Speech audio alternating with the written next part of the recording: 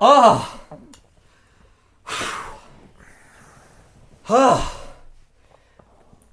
Are we live? I just don't even know anymore. Just the stress of every day and life. But you know what we need in this life is a little bit of entertainment, a little bit of positivity in this world, a little bit of a podcast. Yeah, welcome to the podcast. Palming. Kick back your feet. Kick back your arms. How do you kick back your arms? Do it. You just flick them back, right? Flick them back. Flick your arms back. Flick your legs forward on the desk. Get some Monster on the desk. You know, that was the coaster, by the way. You should take a drink of that. You don't have enough energy right now. It's going to be a crazy podcast. Thank you for joining us. But yeah, kick back and relax, please. Because 3 boys are going to soothe you with gaming news, movie news, TV show news, maybe something that none of us are even expecting. Who knows? I'm Zach. Travis, the TV show expert. Jacob, connoisseur of anything with movies. Mm-hmm. That's about as wrong as I could get. I probably watched a combined 9 movies in my life. And most of them are Avenger movies. So, welcome. I want to, you know what? Well, first off, I want to say welcome back to Jacob. Hey guys, good to be back. I feel like it's been forever. I don't know why I always feel that way, but this year has been an absolute it's been crazy roller coaster. We've all been really busy, so the month just kind of feels flies by. like a year. Well, you know, when you get called away to a lot of missions and you learn to shoot guns and all this stuff, like you just get busy, man. The president needs a lot of things from you. That's true, yeah. Because he's talking about when we put the gun there when he was shooting. Oh, yeah, that's right. What's Jacob up to? Yeah, he's been busy, I think, since then. So glad to see you've put the gun down and picked up the mic. Yeah, put the gun down, pick up the mic, let's talk some games. I think that was John Lennon's message. I think he had a lot of other messages, too. Pick up the gun, I'm being a little honest.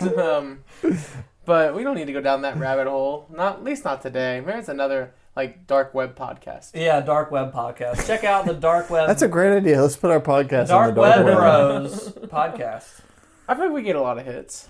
Yeah, by the FBI. Boom, boom, boom. You're too relaxing and good of a podcast. Why'd you let him take a drink of a Monster? Man, I'm going nuts. You guys remember Monster used to be in the second episode ever? We had a Monster can and we were like, this is our sponsor. I do remember that. And they're still sponsored. They came back. Hey guys, Monster officially said, you know what we need to do? We need to put some more money into that DweeBros podcast. We've really just been letting them sit there for a while. They looked and they said, 100 views per podcast? Yeah, are you a big energy drink guy? You've never been, right? Anything never with caffeine, if I get a little bit of caffeine, it jitters, it messes me up. Well, I got Captain D's and they give you I was picking up meals and stuff and they had 2 you get 2 kids drinks and they were that big.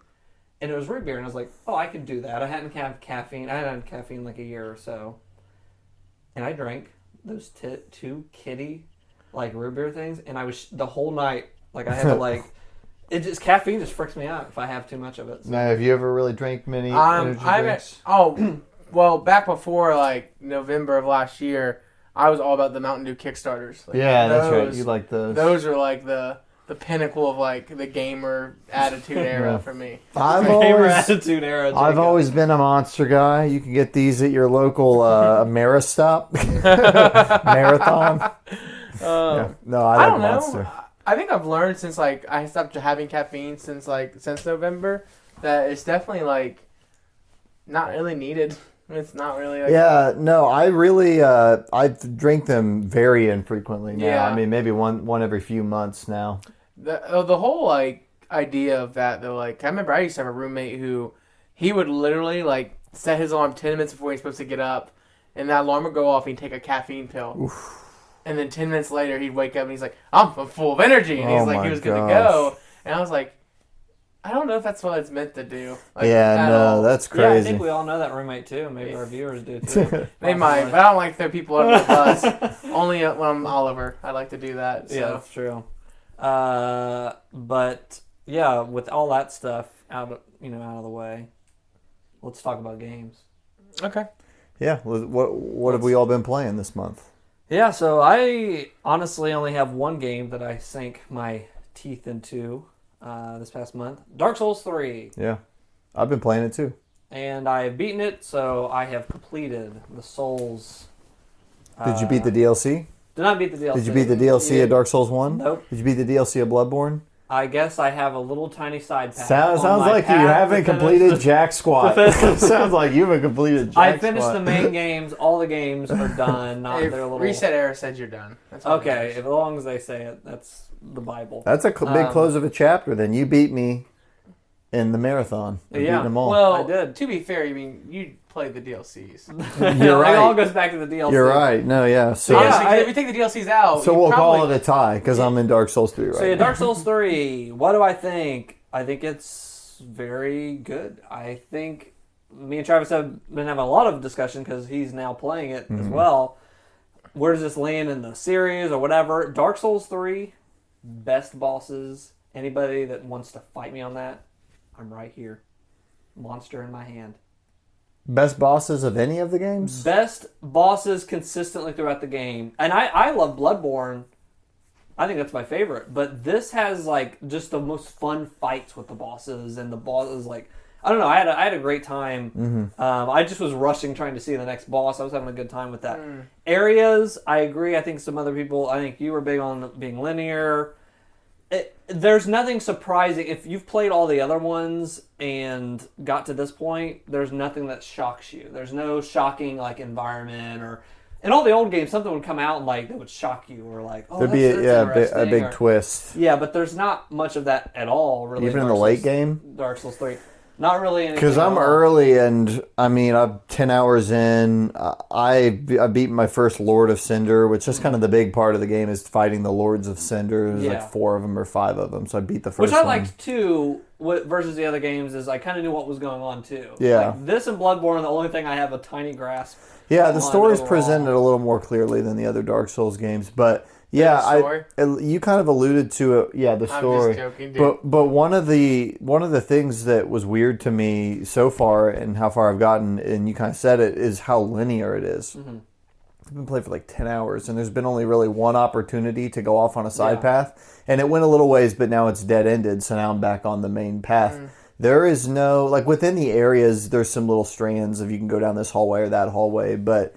It's like area, like in a straight line, and that to me is there's some kind of strange, honestly. Parts, you might even get to another part where it does kind of branch off again, because I was like, where do I go next? And I actually hit a dead end. You'll hit some dead ends, but yeah, it's not as big as the other ones, so I get that complaint. But gameplay wise, in the Soul series, I'm not talking about Bloodborne, whatever, Sekiro.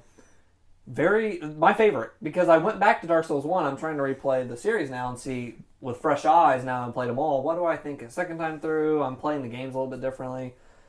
Dark Souls 1 is like dragging on in certain parts gameplay wise, but Dark Souls 3 is like I was moving on, I was fighting bosses, it would take me forever, but I was getting good, and I was boom, boom, boom, having fun. Were you killing a lot of the bosses on your first try? Not on my first try. I was dying quite a lot. Because that was my other thing is so far for Dark Souls 3, the areas are kind of tough. After playing Sekiro, where the areas were really easy, I've killed every boss so far on my first try. Wow. Like, not like humble, like I'm just saying, like, I'm trying to, like, what was the fight I just told you about, the Abyss Watchers? Yeah. Really cool fight. It lasted all of 2 minutes. Like, it was over like that. That took me like 5 or 6 tries. Yeah, so and maybe it's just, I've seen other people say this before, is it gets to the point where maybe you've played so much of these games that you get so optimal path and good at it. Yeah. Like, I'm running around naked with just a giant great club, rolling through everything, killing guys really fast. Yeah. So I'm not really soking it in the way I did some of the other ones because it's not punishing me really. And that's why I'm going back through again. Maybe I'll see some stuff differently. Yeah. But I had a great time with it, and that's there were cool. some great bosses and stuff like that. So interesting. That's it for me for the month. I'm enjoying Dark Souls 3. I'm wanting to get through it. I'm trying to actually take my time with it because once it's over.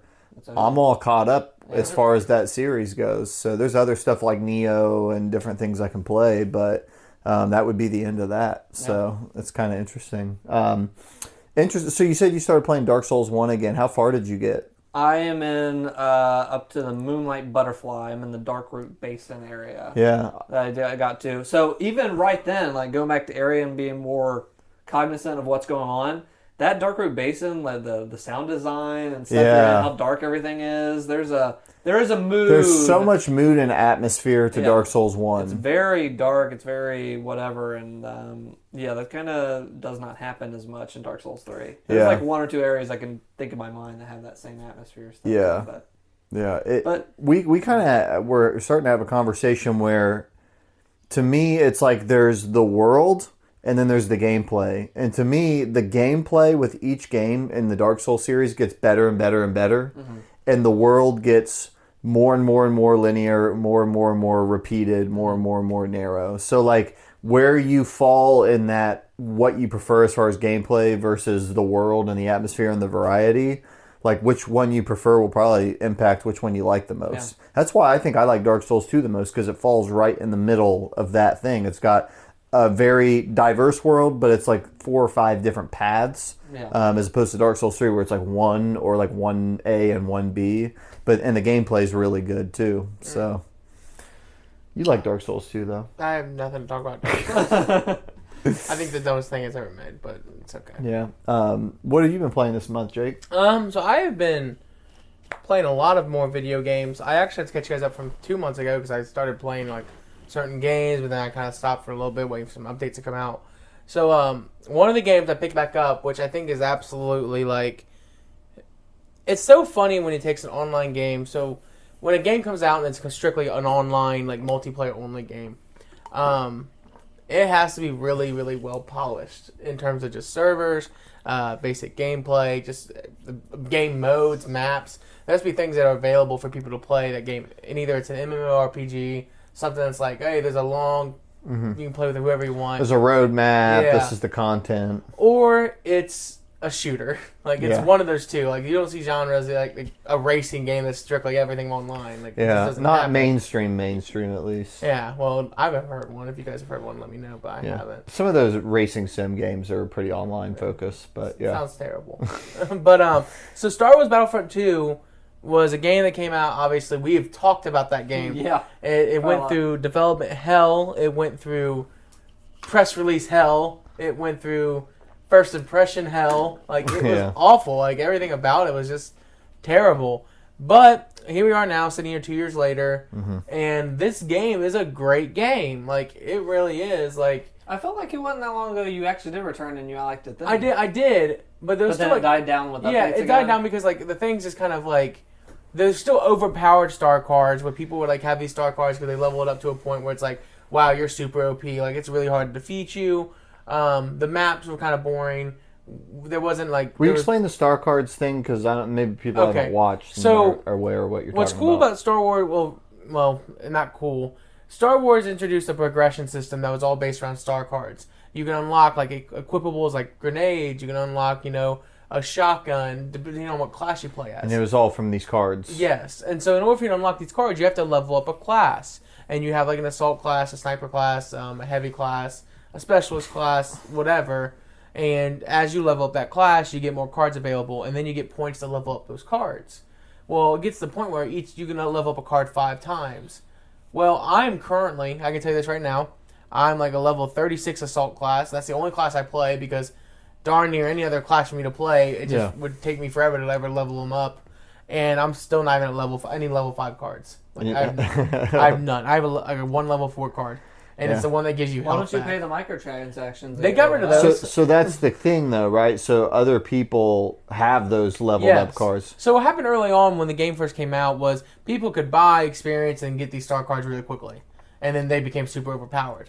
Now, fast forward, you can't do that anymore, but some people have still just continued grinding away at the game. Yeah. And they are just really good at the game. To me, like, the problem is not just that you could pay for the cards, it's that the cards exist, period. Exactly. Because if you have an online shooter and people can pay to get an advantage, okay, that sucks. Like, we should get rid of that. Yeah. At the same time, if they can just grind to get that advantage, the advantage should come from playing the game and getting better at the game. I that is agree. how you should get better at an online game. Like whether it's Halo, whether it's Battlefield, whether it's Call of Duty. I've always shied away from the perk-driven games because it's not skill at that point. You will grow in your skill, but it's getting new equipment and things other people don't have. And the thing in like an Overwatch, post-Overwatch world where like there's just heroes and they have the abilities that they have. Yeah. Oh my gosh, I just the thought of playing something like Star Wars with those cards drives me crazy. So what's cool about this game now? So the first time I jumped back in, I was like, oh yeah, the game's so cool, it's so fun, it's Star Wars, but there just wasn't enough to do. Come back now, they added a new game mode called Galactic Assault, which is really good because it's all based around the Clone Wars.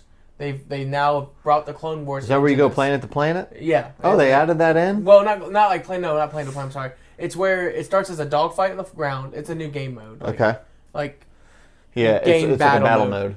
So you start on the ground, and your job is domination. So you want to control certain points. Okay. Once you get enough points, you take the fight to the air, and then you want to win the fight in the air and drive the other people off the planet. Huh, okay. And then if the other team beats you in the air, you go back to the ground, and then you dogfight it again to try to go back into the air.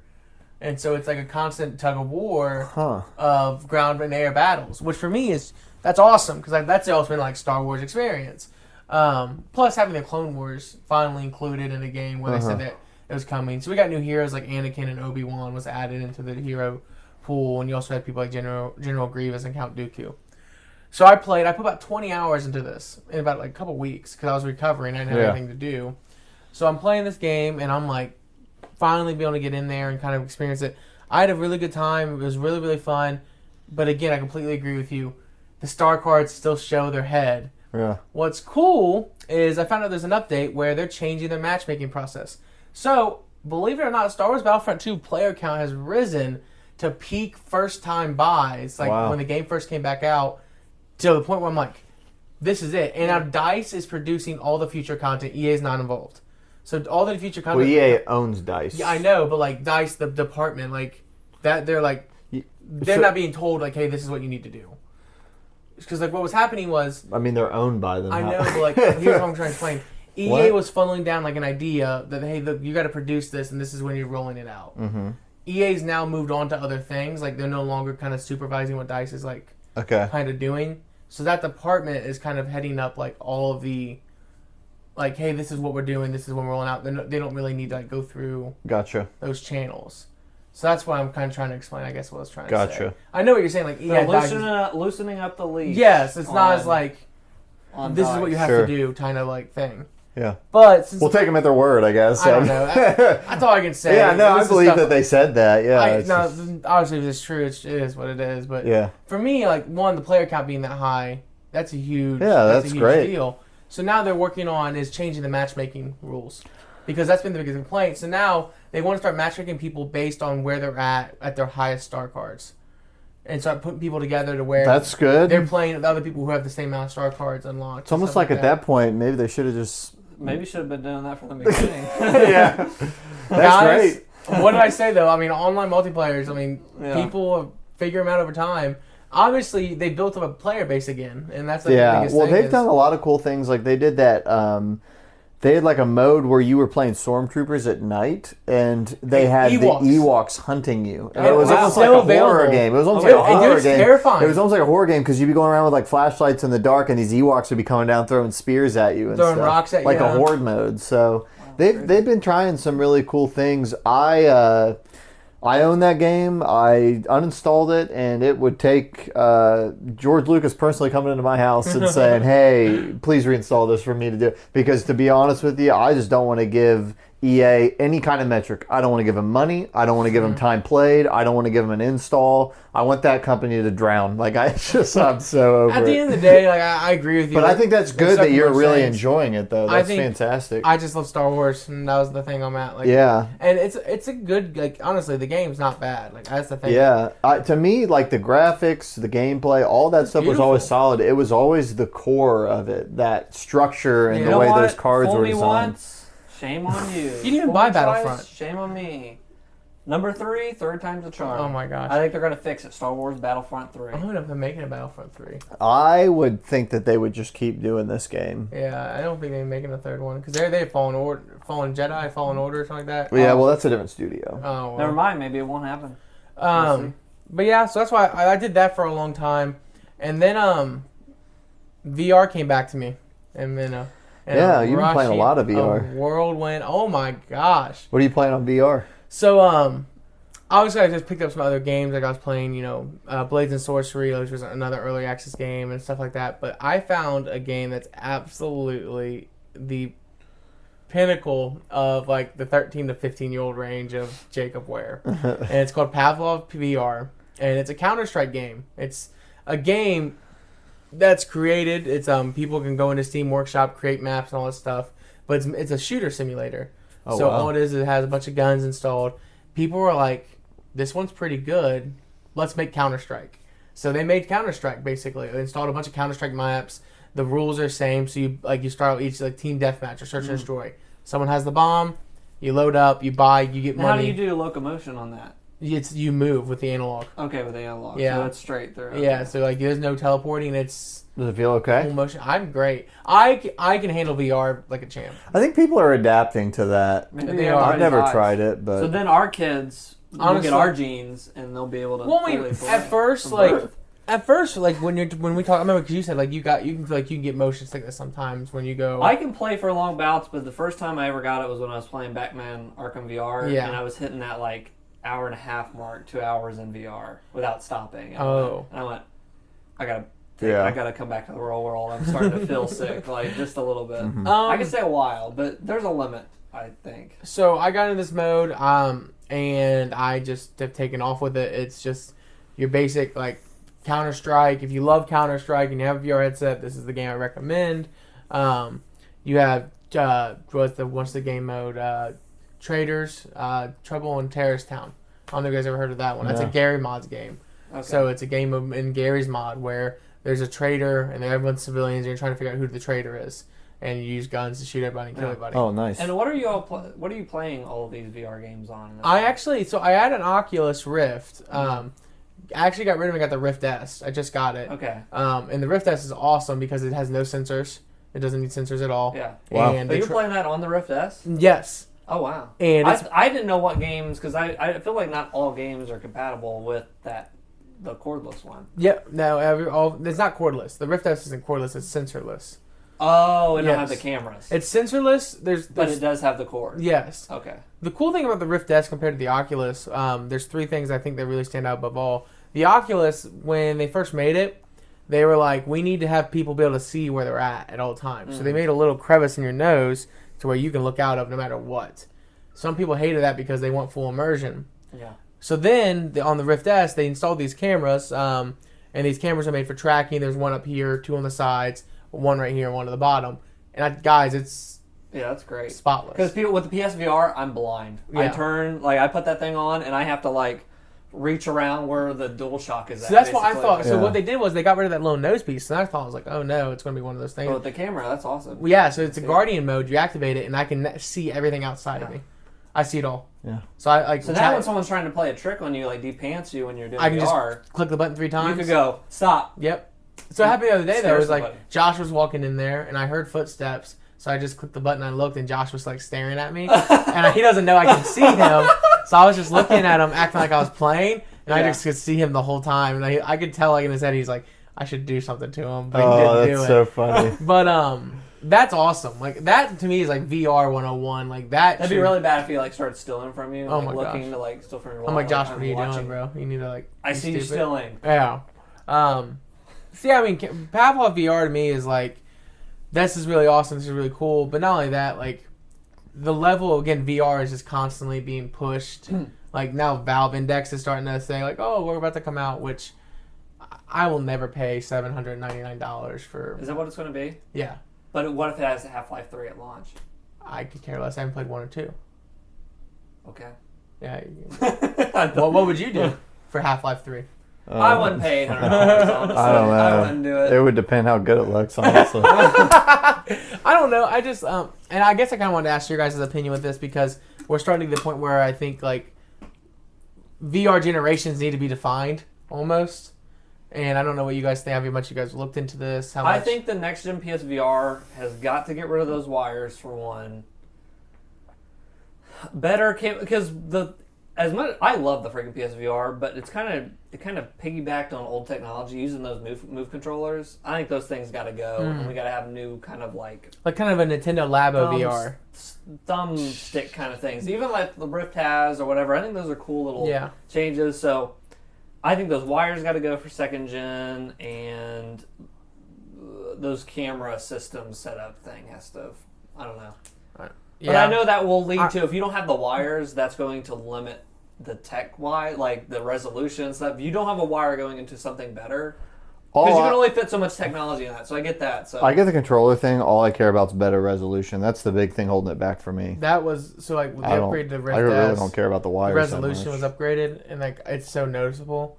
Like, the res probably is number one. That other stuff is obnoxious with the wire, but that resolution, if that could go up, because I love the games. I've had such a freaking blast. Yeah. Over the winter, I was loving the PSVR. I have learned that, the better the technology, the better the experience you're going to have, obviously, in the VR. But when you, like, if someone told me today, like, hey, you could have the brand new Vive Pro or the Rift S, I'd sit there and say, like, I'd get the Rift S 9 times out of 10. It's half the price of what the Vive is, and you get the controllers included. Yeah. And it's like, I don't need sensors. I don't need any of this. I'm like, it's a good headset. So it's just like, it's just funny. I don't know. What did you say? You were like, just better resolution? Resolution's number one. I think the controller thing would be maybe number two, because I'd like to do more things with locomotion with the Move controllers, but there's no thumbstick on them. Yeah. So I get that one as a second. Didn't the PS3 have a Move stick? They did. And it works with the PSVR. Never saw a game that works with it. It's because I actually bought it before I got the PSVR. I bought one and I never used it, so I sold it. But yeah, there's a Move analog stick or something. But they never like advertised it for this, but it worked with it. They said, yeah, it works with it. But it's like, what games? That's terrible. That's terrible. That's unfortunate. I wish there was an analog on it. So no, it's fine. As you said, as far as like making them generations, I would say everything that's been released up till now is Generation 1. That's what I mean. And the Valve Index might be kind of the start of Generation 2. The controllers look so out of the world. Have you guys seen the controllers? I haven't seen it. I haven't actually looked into this at all. Like the controllers, there's one thing for each of your fingers. Oh, shit. That's great. And it tracks your finger motion. And it's like, so a guy was demonstrating how if he just bent his pinky like this, the game was catching that. That's Gen 2, maybe. I think that's start of Generation 2, because for Generation 1 they were kind of in bed with HTC, and they didn't make it, but they worked with HTC to put out the Vive. I think that is exciting. Price tag is always just what gets. I've learned, like, after experiencing the Vive, and experiencing the Oculus, and having the same experience as an $800 machine. I just was like, I feel like I'm being ripped. I don't know. Yeah. That's really interesting. I'm happy with my PlayStation VR, and I'm a later adopter with this stuff, so we'll see. We'll see where it goes. Okay, cool. Always playing a sports game. If you guys don't know me, it's in my blood. Just right there, just sticking on in. Have you been playing this one? MLB The Show. I've played the show. What are you playing? What is it? I'm playing MLB The Show. Like the newest one? Yeah, PlayStation's bread and butter. I've played 17, 18. I've played them almost every year. See, I always loved MVP Baseball 2005. I think I remember you talking about this. And that was the last baseball game I played. Yeah, isn't that the one that's like it's like Blitz the League? But it's got like, it was EA made it. It had like Manny Ramirez on it. I think. It sounds like something EA made. I don't know. Yeah. I don't know. They've always like baseball games to me has just been like it's baseball. How much fun can you have with baseball? I mean, it depends how much you like baseball, really. That's what I'm saying, like... Yeah. I got it because I was bored. That's the worst part. So I got it. I played the career mode, and then like my friends are playing it. The only part that takes me off is like back in MLB The Show 17, which I don't understand companies who pull back on stuff that's a really good idea. They had connected franchise where you could like start a dynasty with your friends and like build your baseball teams. They took it out in 18. They didn't put it back in 19. Yeah. And it's like, that's a good mode. Why would you ever remove that? And it just makes me like, I don't understand. Yeah, I don't know why companies do that either. Destiny 2, why did we only get 3-player co-op? Well, and Halo 3. You can do 4-player on some like raids and stuff. Yeah, I know. I've been through this. But you know what I mean? To be fair, why do they cut out things that were in older games? Destiny was such a end of the 2018 thing for me. Like, was it 2018 or 2017 actually? 2017 we played that. Was it that long ago we were into that game? Dude, we were into that game. Destiny 2 launch, we played it a lot. We were like every night. But what I'm saying is the features being rolled back, and it's like, man, you did. Like, you make no sense. Why are you taking stuff away? Again, it's baseball. I mean, I'm having. Why are you doing it to baseball? Yeah, you can do it to Halo. It's kind of sports games in general, man. Sony makes a phenomenal game though, like in terms of just. But like that California studio. One thing we're looking at you at, you keep taking away franchise. Yeah, give it back. Give it back to us. Give it back. Hashtag give it back. And the only other game I've played, and this game I've never played before, I never played the franchise before, is Metal Gear Solid 5. I've started officially, and holy crap, this is fun. It's just funny. It's just a funny game. Yeah. I can do so many stupid things, and it's just like, it's my kind of like slapstick humor. Like, I wonder if I can get away with this type of thing. What's like your play style? What's your approach? Blow it up. And if I can't blow it up, shoot it up. Pretty much, that's been... Which is really great because the series is known for sneaking. You can do anything. I know, that's the best part. Is I'm like, I wonder if I can throw C4 at it. Yeah, let's try. Who knows? Yeah. You know, at first I tried the whole sneaking method, and then I was like, this is boring. Like, you know, I'm like shooting people, and I'm like, go to sleep. So then I fall asleep, and I walk up to them like, but they're not dead, and they're going to wake up in a few minutes. So I pull my gun out, and then I shoot them, because I'm like, they need to be dead at some point. Like, they need to be dead at some point, that is true. But I have learned, I've gotten to the point when I can start customizing Mother Base and everything, that I need to send troops back to Mother Base. So I now understand. You're not killing them. You're faulting them out. You're faulting them out. But instead, now I can use my binoculars and find out the ones I can kill. Yeah. So now it's like, make me use my darts better. So you kill the low-level guys. Yeah, always kill the low-level guys. I mean, those guys are peasants. But... I think the part that I'm like, I want to start doing is I want to use the inflatable. Like, I want to unlock the inflatables. Yeah. And snakes and stuff like that. And I don't know. I'm waiting for the big boss battles. Like, I remember, there's supposed to be like giant boss battles. Is it really? There are boss battles, but you might be It's the most limited. When do I fight Ocelot? I'm just kidding. In Metal Gear Solid 3. I know. I went back and I watched the cutscenes. I made a joke about this a long time ago, and you guys think I wasn't kidding, but I watched the cutscenes every Metal Gear Solid. Yeah. Like, you got caught up. Yeah, I know what happens. So I'm sitting here like, the story, I'm skipping the cutscenes. I don't care. I'm like, I just want to blow things up. In 5, yeah. You're not missing a whole lot. The gameplay is the king in that game. Yeah. So as much as I still want to slap you for what you've done watching all the cutscenes and not playing the game, I'm not going to sit here and go back and play PlayStation 1 games. Not in today's world. Especially after you were unhappy with Uncharted 1's graphics. Yeah, dude. There ain't no way in the world. The graphics are great on Metal Gear Solid 5. It's a really good looking game. I'm glad it passed the test. Yeah, it's a really good... I think the first thing... The only moment when I was like... Because I'm almost done, but the only moment when I was like, this game sucks, was I was being trained about a CQ... Dang it, CQE. What's it called? CQC. So I'm on there, I'm punching people, knocking them out. And I was sitting there, I was like, I don't like this guy. Did I just knock him out? So I picked him up, and I'm like, I'm just going to throw him off Mother Base. Like, see what happens. Threw him off, and I was like, why did I fail? Why is there a game over? I should choose who I want to kill on my own base. Like, that's the part that made me mad. I was like, I want to update for this. I should be able to kill people. You try to kill, like, Ocelot? Who did you try to kill? Just some rando I was hitting.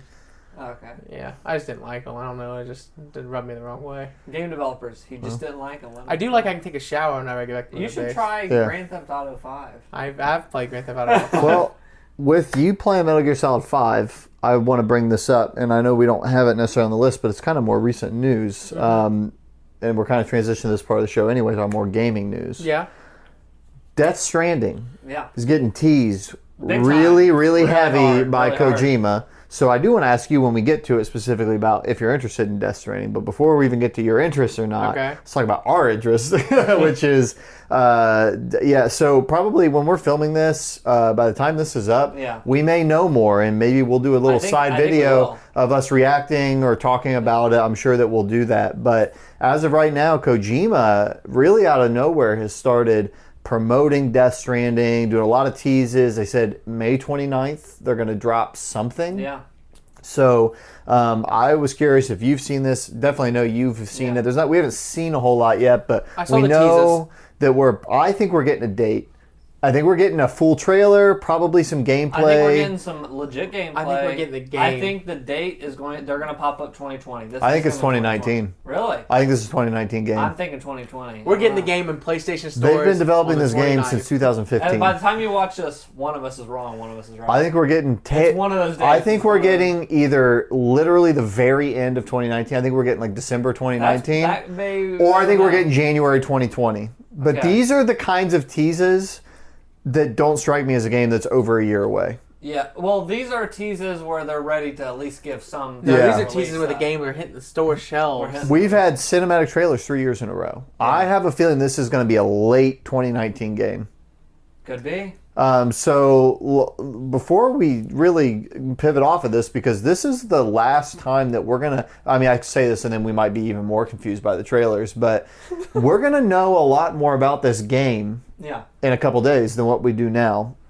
And I think the interesting thing is in the tweet, he's been saying, create the rope. We've changed our group chat to rope create. This has been a kind of like an inside joke for us for a while, because at the very front end, if you don't know a lot about Death Stranding, it's from Hideo Kojima, and he's a guy that made all the Metal Gear Solid games. But Hideo Kojima gave an interview way at the beginning of development for this game. And someone said, could you explain what Death Stranding is, what it means, what is this game about? And Kojima went on, this is like 2015, he went on this long rant about he said ropes and sticks. And what he said is that so many games, and all games is what he said, all games, but most games, I think is what he meant, revolve around sticks, which he says the first two tools that humans used were ropes and sticks. And sticks were used to drive things away, they were used to hurt things, they were used to break things. So he says a lot of games are about sticks.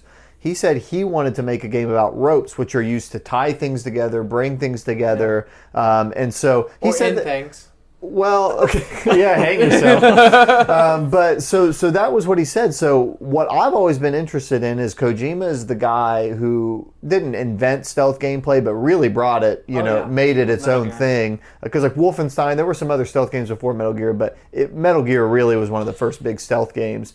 And that was a game about avoiding guys with sticks, basically. Yeah. So it makes sense for Kojima to be the guy that's like, I'm going full on, we're making a whole game about ropes. But when you really stop and think about it, and I even saw somebody tweet this the other day, someone said if you were going to make an action game but it could not involve guns or swords or punching, like what would you do? And it was all these people tweeting like things, and we're like, I don't know, this is actually really hard because it is the central thing you do in a lot of games. So Kojima's been saying this game is all about ropes, and he actually is bringing that back up now, which I thought that would be something he'd probably never bring up again. But now it's like the main tweet is create the rope. Yeah. So then I go back and think about... I thought it was gone too. I thought he was just like giving just a comparison about how the gameplay is. No, it's like a central core thing. And so also when we think about what we see in the gameplay, we see a guy walking around carrying bags and carrying like luggage, and he's got a robot carrying luggage, carrying people, like parts of people and people at times. So it's a game about ropes and bringing things together. And I am so ready. So are you just all in? You have any predictions? You have any thought? I was in from the first trailer when they showed naked Norman Reedus with the baby. Like, seriously, anything this guy does, he's a total auteur. He's my favorite game developer. Yeah. He could be coming out with like, I don't know, a new baseball game, and I'd be like, I'm day one, I gotta play that baseball game. I am going to go out on a limb and say all of his games have been very highly critically received. Yeah. I just have a feeling with this one, it's gonna be mixed. Yeah. Like even Metal Gear Solid 5 was like 10 out of 10. Like its Metacritic is up in the high 90s. I don't know why. I've got a feeling with this game, it's gonna be mixed reception because I think it's just gonna be really out there. Metal Gear had mainstream appeal. Death Stranding has Norman Reedus. It has the kind of the actors. It kind of has that pull in for there's a lot people. of. But honestly, the stuff we've seen or whatever, I was just like, they have let Kojima off the leash completely. Yeah. So at least when he was at Konami, they had at least a 30-foot leash. Yeah. This, Sony let him go nuts. This is a man that has gone nuts. I just have a feeling this game is going to be... There's a lot of people who feel like Kojima smells his own fart so much, and they've been sitting back, keeping quiet, and they're going to put this man on a cross, I think. This is going to be the last... I'm ready. This is going to be the last Jedi of video games. It's going to be split. So where are you at on this? You're playing. You watched all the cutscenes. You played Metal Gear Solid 5. The problem is the game makes no sense to me at all. So I'm sitting here like all I ever hear about, because I never played. I'm playing one Metal Gear's game, was like Kojima's the greatest ever. Kojima this, Kojima that. So then I'm like, okay, I guess I'll watch this trailer of this Kojima guy, and I sat down. I was like, I'm on acid. Like that's all I could say. Like, yeah, it's very trippy. Like, I just don't get this. And so like as I watched, the worst part is as I watched more and more of these freaking trailers, the more and more confused I get. But confusion leads to curiosity, and curiosity leads to freaking me buying the game possibly. I don't know. We're going to learn a lot. 29th, we're going to learn a lot. We're going to learn a lot because what I will say is even though we have a decent feel for some of who the characters are, not necessarily what they are, but what they look like and a little bit. I still think you might end up playing as a woman. We've seen gameplay, in quotes, like we've seen walking. We haven't seen any of what the actual mechanics are. The game might choose walking, guys. No, I don't know. I have seen comments like that. I think the game is just walking. There is one thing, which is, I don't know if it was Kojima or somebody at Sony, but somebody was interviewed a year ago about the game. Like, I've seen him playing it, and they said something to keep in mind is that this is not like supposed to be some 50-hour game, is what they said. They said this is a shorter game. And shorter game could mean 10 hours, it could mean 20 hours, but it's not going to be like an RPG, and I think it's going to be scaled back from some of what Metal Gear Solid 5 was. So I'm trying to keep my expectations in check in terms of this could be a 15, 20-hour game. This might not be some That'd big... be interesting from Kojima because they've always been a little bit longer. Some of those early Metal Gears are like 15. Honestly, it didn't get long until Metal Gear Solid Peace Walker. That's true. Like 4 was like 20 hours with 10 hours of cutscenes, and 3 was like 15 hours. And God, they love. But is this open world? I don't remember if they've said that or not. I think so because they used the Decima engine, and that was a big part of why he wanted it, is because it looks good and it's open world. I don't know. Seen it has gave us a very funny Cyberpunk 2077 reaction, which is this is a masterpiece. This has blown me away. Everything we've seen. Ooh. So that's same with that game is Cyberpunk. Yeah. I'm so sorry. Like, this is gonna be literally the most outlier thing. Mother frickers, dude. I played Pavlov VR, like the VR game. Yeah. There was a Cyberpunk map. Oh, really? That was on there. That was downloaded. And I was like, this sounds like fun. Was Cyberpunk ever a game before? Cyberpunk, just in general, like the idea of it is a setting. Okay. So it's like Steam. You ever heard of steampunk, cyberpunk? Yes. Cyberpunk basically just means futuristic, like neon. I get that. So now there was a board game, like a D&D style game. It wasn't really a board game. It was like a tabletop RPG called Cyberpunk 2019 or 2020. Yeah. Cyberpunk 2020. And so that game was really popular, I'm going to guess, like in the 80s or 90s. And then they're making that into a video game. But Cyberpunk in general is just like a setting. Like, a lot of things could be described as Cyberpunk. I played this game. So now you're ready for Cyberpunk? No, it was the most annoying thing ever. Okay, never mind. Like, it was just flashing lights, like, everywhere. And it was just, like, really hardcore, like, you just should judge that drumming on this new game. And I was just like, is this, like, supposed to be a tease for that new game that they were talking about? Because I was like, I'm not happy with this I doubt it. I doubt it. That's just funny, though. You said it, and I was just like, I instantly thought, I was like, that was, like, a terrible 30-minute experience for me. So yeah, new Death Stranding. We'll know very soon. I'm just drooling out of my mouth, salivating. Is that like do we know when on the 29th that they're revealing these things? Japanese time, so we'll be in bed when I they actually release really think we're going to see the game just hit the shelves. Another thing, speaking of Sony stuff, State of Play. And the last State of Play was, I think they announced some stuff about Medieval or whatever. They showed a little bit more of that, but this State of Play was a little bit more involved. We saw new freaking Final Fantasy VII gameplay, the remake gameplay. That thing is slowly, I feel like it went underground forever, and we didn't hear anything. Because Final Fantasy 15 and Kingdom Hearts 3, I think, took up some of the team's marketing and advertising, marketing stuff, that or whatever. Now it is full steam ahead on Final Fantasy 7. It's in better shape than I thought it was going to be. And the gameplay, if you like Final Fantasy 15 gameplay, you're in good hands. If you don't like that, you're having a bad time right now watching this gameplay. I'm totally in. Everything looks freaking gorgeous. It looks great. Looks very good. They've tweaked the model of Cloud. He looks way better than he did in this first. I was fine with what he looked originally, but they even said, hey, he's going to change. Like, his face is going to change or whatever. So They've tweaked the faces. The combat looks good. The characters look like I remember. It's going to be so exciting to see this kind of realized in HD. Some of these very crappy graphics that we used to get on these kind of static backgrounds to see in big. Like, did they tease Sephiroth being there in the early part of the game? Because they kind of showed a guy with long hair. That might be more of a teaser thing. Okay. But. Because I saw a lot of people talking about that. They're like, oh, like he's going to show up earlier. Honestly, the way some of like Sephiroth would show up, he'd show up in like little like dream things or sequences or whatever. Well, so I know that, but like, this is the battle against the giant like mechanical spider thing at the beginning, and he was there, and he says something to Cloud. Was he at that thing? He was yeah, at that thing? And that's what people were saying was, oh, I guess they're doing a little bit different. Which I was just going to say, Evangelion rebuilds. They start off like the same, right? So Evangelion, Neon Genesis Evangelion is great anime, and then they did these rebuild movies, which are like a retelling. And like the first rebuild movie is just like the first part of the show. The second rebuild movie is kind of like a mix of what you know and then some different stuff. And the third one's totally different. I want them to do the same thing with this. Start off the same and then start to go crazy, because there is no need to retell Final Fantasy VII exactly the way that it was. So we'll see. I'm hoping it gets a little bit different. So I think that is going to be a... Are you for that, or you want it to be the same?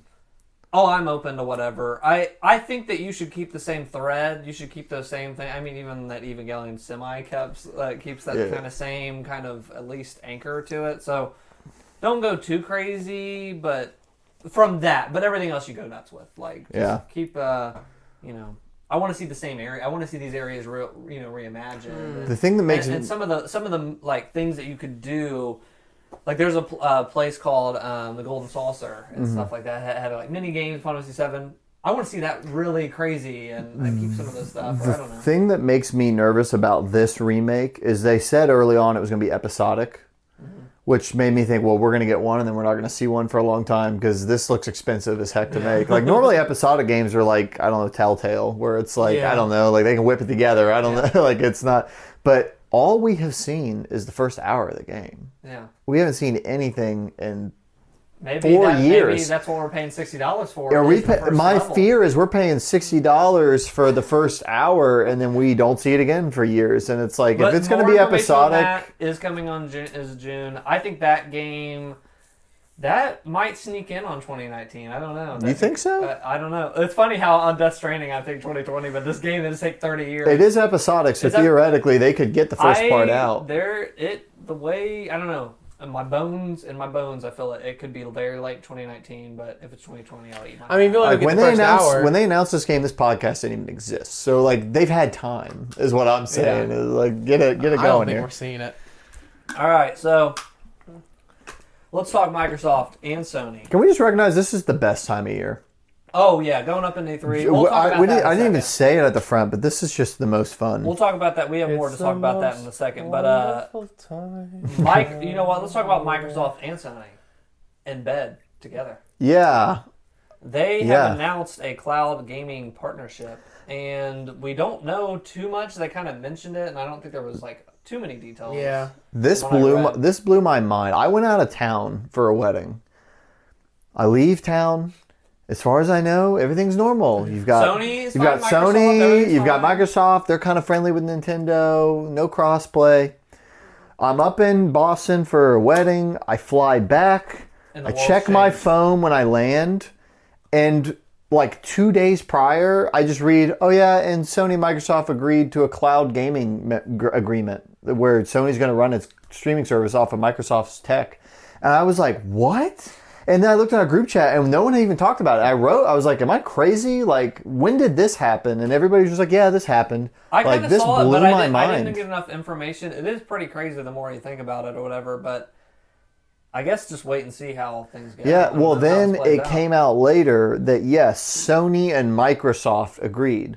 But I think we forget, because not necessarily us specifically, just in general, people who play games, we forget that Sony and Microsoft are not PlayStation and Xbox, right? Like Xbox division is one very small piece of Microsoft, and PlayStation's division is one very small part. Sony makes TVs, they make movies, and so what I ended up reading was that Sony, like corporate Sony, highest level of Sony, made this agreement with corporate highest level of Microsoft, and Phil Spencer And like the guys at PlayStation didn't even know about it. Oh wow! Did you see that? I read this report, and apparently the PlayStation people, like who are some of those guys, like Mark Cerny and all those guys, they were caught completely off guard. They didn't know that this was happening.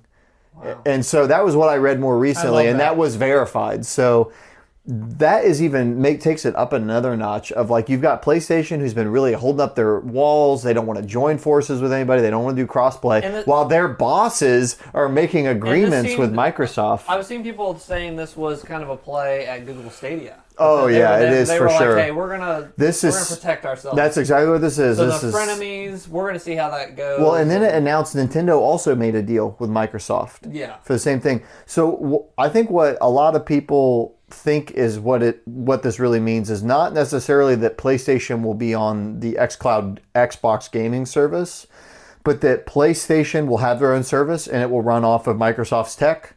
Xbox will have its own service and it will run off of Microsoft's tech, and Nintendo will have its own service and it will also run off of Microsoft's tech. And those three services are separate. You pay them separately. They've got their own libraries, but it's all running on the skeleton of Microsoft's.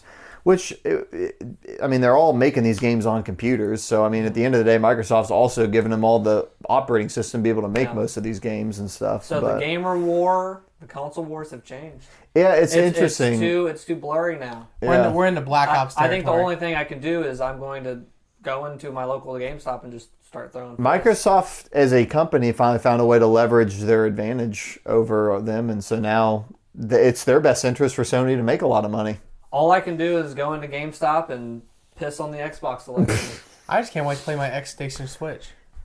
All I can do is go into GameStop and strangle a GameStop employee. Why does it always come back to GameStop?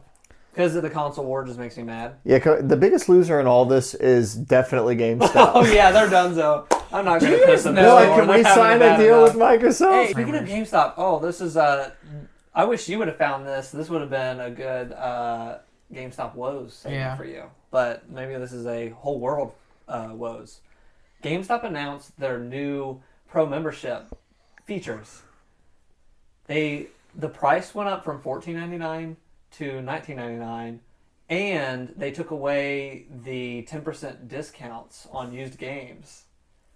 And now they give $5 certificates monthly. I heard about this. It is such an ungodly bad deal. It's like, wow, we are on life support. GameStop is on life support. Yikes. You're paying $20. It's kind of like a Kickstarter for GameStop is all you're doing. In order to make that worth it, I don't think there is. I think people even trying to like do some math. Like, wait, so you don't get the discount anymore? You lose the 10% discount. They give you $5, which if you had a membership and you had the discount, you would have had anyways. And you're paying them $5 more. Yes. It was such a, everyone. Wait a minute, you're going to pay them the $5 that they're just going to give you. So they just took away the discount. That's all that happened. Yeah. Because you're going to pay them $5 more, but they're going to give you $5. All that happened basically with this update to their They took away the is that they took away everything that was good, and now you're paying them more. You're paying them more money. But do you understand what I'm saying? Of if you're paying them $5 more, but they're giving you $5, those two things offset each other. Yeah. And the only other change is they took away your discount. Yeah. So all they did was take away your discount. And if you don't buy anything that month, you lost $5. Yeah. GameStop. Good luck on that. But last thing on let's talk real quick E3, kind of I'll probably put this at the end too, but just real quick. But E3, we will be doing our live reaction stuff. Jacob, again, has to go on. I have another mission, actually. He has another mission, so he won't be here. But we will have, me and Travis will be there, and maybe some special guests, maybe some other people. On certain days, yeah. Or Barack Obama's coming. Yeah, crossing my fingers. But other people will be jumping in with us, so please join us live. The only one that will not be live is Nintendo. We're going to watch that later because people... We have jobs. People have jobs. So we're going to watch that later, and we'll have that pre-recorded, uploaded at a later date. So look forward to that. Everything but Nintendo. Look forward to Nintendo, but we won't watch it live with you. But that'll be... tune in. That'll be fun. And I'm really looking forward to E3. This would be a fun time. And E3 is my favorite time of year. It's fun, all this gaming news stuff, so look forward to that. And then, how about our own crap?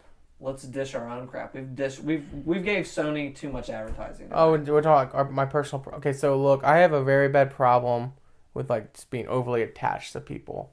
So like when the idea of like developing friendships and developing like. Oh, I don't think we're talking about our personal crap. Oh. Yeah. But you should talk to somebody about that. We can take that out in post, right? Backlog bros. No, I can only do 2 edits per podcast. Yeah. So. We'll leave that part in, but if you got a guy, if you know somebody that he could talk to. Backlog bros. You guys put out a new Backlog bros. We put out a new Backlog Bros episode. This one was really fun. I played Vanquish, and you played Papers, Please. So we had a nice indie game, and then I had a fun shooter. At a high level, go watch the episode. But they were both really interesting games. I think, we had a lot to talk about. It was honestly like, for one being a really like indie game and one being an older game, I really thought this was going to be one of our like least like fulfilling episodes. But honestly, there was a lot to dig into. But your game is really deep, and then mine has a lot of layers to it because it's older, and it was a game. Vanquish was a game that people really just killed themselves. They wanted it ported to PC so bad, and that's what got my attention was, well, all these people really want it ported, so I'm going to check it out. And if you're interested in that show, if you haven't watched Backlog Bros and you're watching this right now, man, like, definitely check the show out. We do it monthly. We always play old games, so give that a hit if you're interested in it. Cool. And Dweebs episode 3 came out.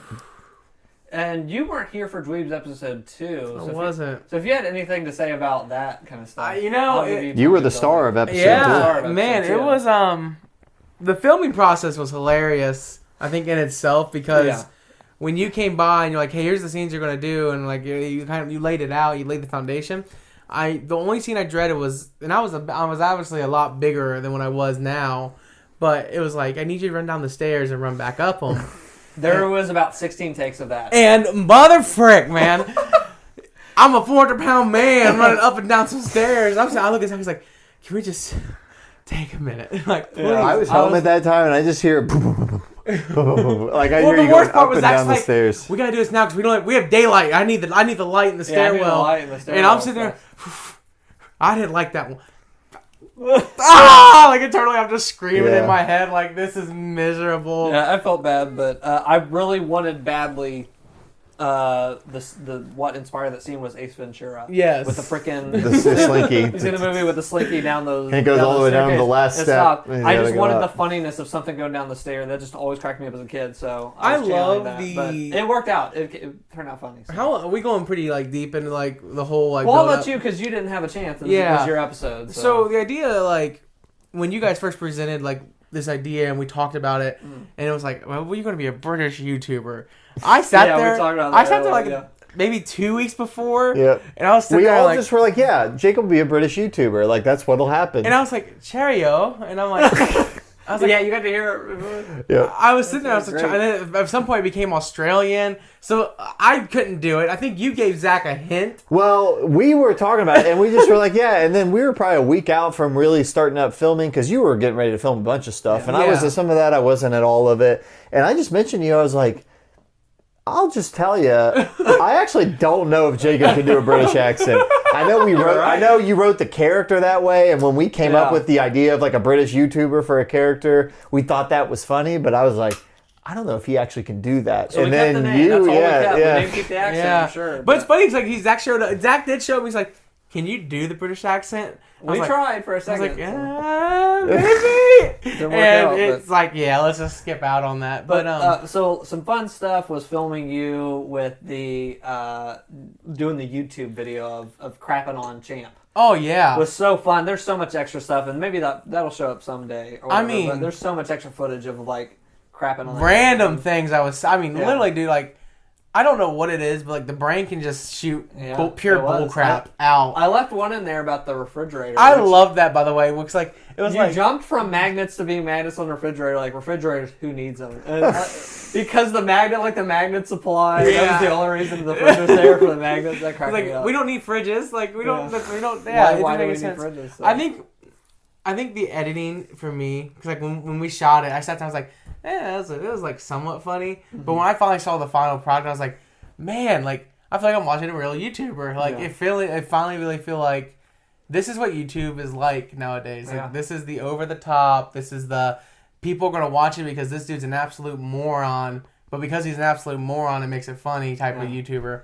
But the discussions also, like the way we flow into the discussions, and I thought those were some of my favorite discussions. I love talking about the open world. Mm-hmm. I love talking about those ideas, and I love the ending of the whole like episode because when you get to the ending, you saw Oliver in his purest form of what everyone is. Just like in games.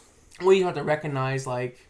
People change over time, and people recognize Oliver probably enjoyed video games, but then he probably recognized. I think you know that acting. I just told you like you're loving games, like that's all you do. You love games and you appreciate them. And just show. Whereas in the beginning, it's like crap on this guy so bad. Like literally pull your pants down and just take a dump on it. If he was on the middle of the street, I'd hit him with a car, like that kind of exchange. My coworkers loved that. Because like they watched the preview that came out on Facebook, and they saw the 16 seconds, and they were like.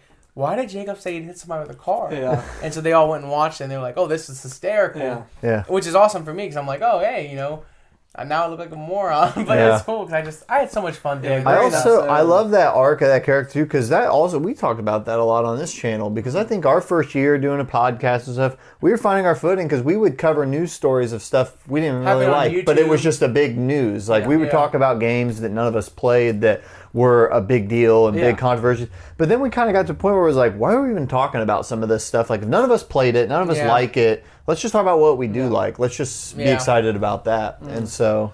I tell you what, definitely, I mean, I still think the culture of YouTube is fairly driven towards that. Yeah. And I completely agree. And I think people are constantly trying to change who they are just to match how many views they can get, to match how many subscribers they can get. It's very just a negative place at times. That's the stuff that is at least suggested to me in the bar. Yeah. It's like, top 10 reasons this game sucks, and that's why the thumbnail's at the end of your little segments there. Like, top 15 reasons Breath of the Wild sucks, but... Just trying to make the YouTube a speck nicer is just what we're trying to do. But in all that, thank you for like the feedback. I've had some like people text me and stuff and say, "Hey, this format is fun and having a good time stuff." So I think if you like that stuff, like and share that. And like I love putting out this content because I put out the content I would love to see. Yeah, honestly, that's what I'm very selfish in this. Is like this is what I would love to see. I would like to consume, so, media and stuff. So. If I could say one last piece, and I think this is the fun thing, is I'm absolutely in love with the music that's behind it. I mean, like, seriously. Oh, the covers, absolutely just in love with it. Like, I will go back and, like, watch the videos, and honestly, like, I love the content that's there. Like, the discussions are great. Everything was great. But now I'm watching it, like, the 7th time, and I'm like, I just want to hear the songs. Like, that's all I want to hear. That's so cool, man. I appreciate that. Honestly, when we first started talking about doing this show, I had worked with you on what songs might be good. I'd worked with you on, like, we could use these musicians. But about the last thing on my mind was that I would be producing the songs. Like, it was always like, well, we'll get somebody. Like, we talked to one guy who's a mutual friend of all of ours about maybe him doing it. But, that was maybe going to cost some money. And I was thinking about just different options. And then finally, we were having a conversation, and I was like, I mean, I could try. And you were like, okay, yeah, you'll do it. And I was like, oh my God. Video. Like, if you check out our, this is where you got messed up and pulled into it, was we did a video, you can see it on our side channel if you go to DweeBros, like the main channel page, go to Nava Productions.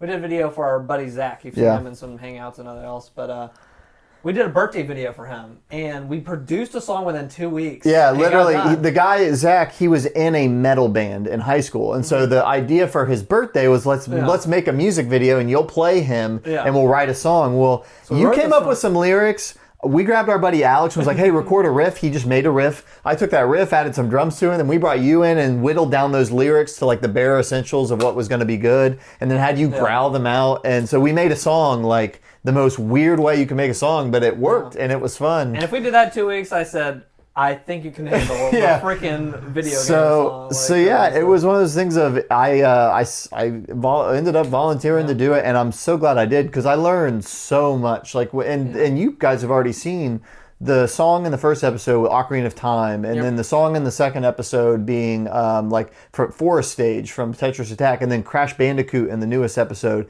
Those are totally different types of songs with different instruments. You have to mix them differently. You have to have different layers. And I've learned a ton doing that. It's a daunting task. Yeah, it is. But man, it's been an absolute blast. And there's really good stuff coming up in the next couple episodes. I think some of the best is yet to come with some of that stuff. I know I've said this before, and I know it'd be the biggest challenge. I wish there was a way we could put out like a soundtrack. Yeah, I think that's certainly in the cards. If you're interested in that, hey, comment. If anything is possible. Yeah. And then on the subject of music, I don't think I mentioned this yet, and I feel bad for it. Now 3 episodes in, I will on the podcast. Big shout out to Windows 96, Silver Richards. Yeah. Voyage is another artist, and then RGB Diskette or something I think is the other one. And then there's some other people I might be Those forgetting. all sound like vaporwave bands. But all this vaporwave music, if you've heard any of the music if you watch the show, I reached out to all these guys because this music I used to listen to at my last job I worked at. While I was in front of the computer working or whatever, I would have these guys like this music. I loved this music so much. And I'd be listening to these guys put out this great music, vaporwave music, just in the background. Yep. And then when it came down to the show, it was like, man, in the background of the discussions, for the bumpers that we're doing, little skits and stuff, it'd be awesome. I'm gonna ask and see if I can get a hold of somebody, and I did, and everybody's been so just supportive. Yeah. And, like one person was like, send me a link, I'll check it out when you put it out there and stuff. So it's been so awesome, just the response and stuff. Yeah. So big thank you to those guys that have let us use the music, because I think the music has just been really cool and just tying each segment together and stuff. So big thank you to that. But episode 3 came out. Check it out. Conflict. So that was Zach. This is Zach's episode, the whole podcast. We just talked about him a lot. He gets his own birthday video, whatever. But Zach plays Conflict in this episode, an esports player. So now that we're 3 episodes in, you can kind of see what we were kind of going for with these characters. There's different avenues of gaming. So you have the gamer, you have Cody, you have Oliver. He's the angry YouTuber guy. And that was kind of the ideal of the show. Now that we're episodes in, we just wanted people to kind of see that for themselves. Yeah. But that was kind of the bedrock of the show was, let's have a story, let's have these characters, but let's have them all, interacting in different ways. And if you've seen so far, they're all interacting with this champ game. They're all talking about games in general and stuff. So, we wanted that to tie in. Yeah. So I've been very happy with it so far. And stuff, and now you get to see character Conflict. He's an esports guy. Esports guy. We knew we had to have esports in there. Mm-hmm. Yeah, that kind of character in the gaming community. But this character of Conflict came about from a LAN party about 2 or 3 years ago. I was with some coworkers from my last job, and we had a LAN party. And we're sitting there, and I'm just starting to trash everybody. Like, you can't face me. And I was like, you know what I am? I was like, what?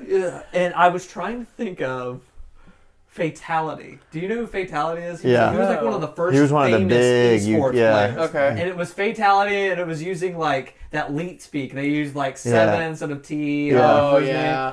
And he was a famous esports Cringy player. 2000s. So I'm playing my coworkers just trash talking, getting killed while they're doing it. I was just like, you're not that good. I was like, you know what I am?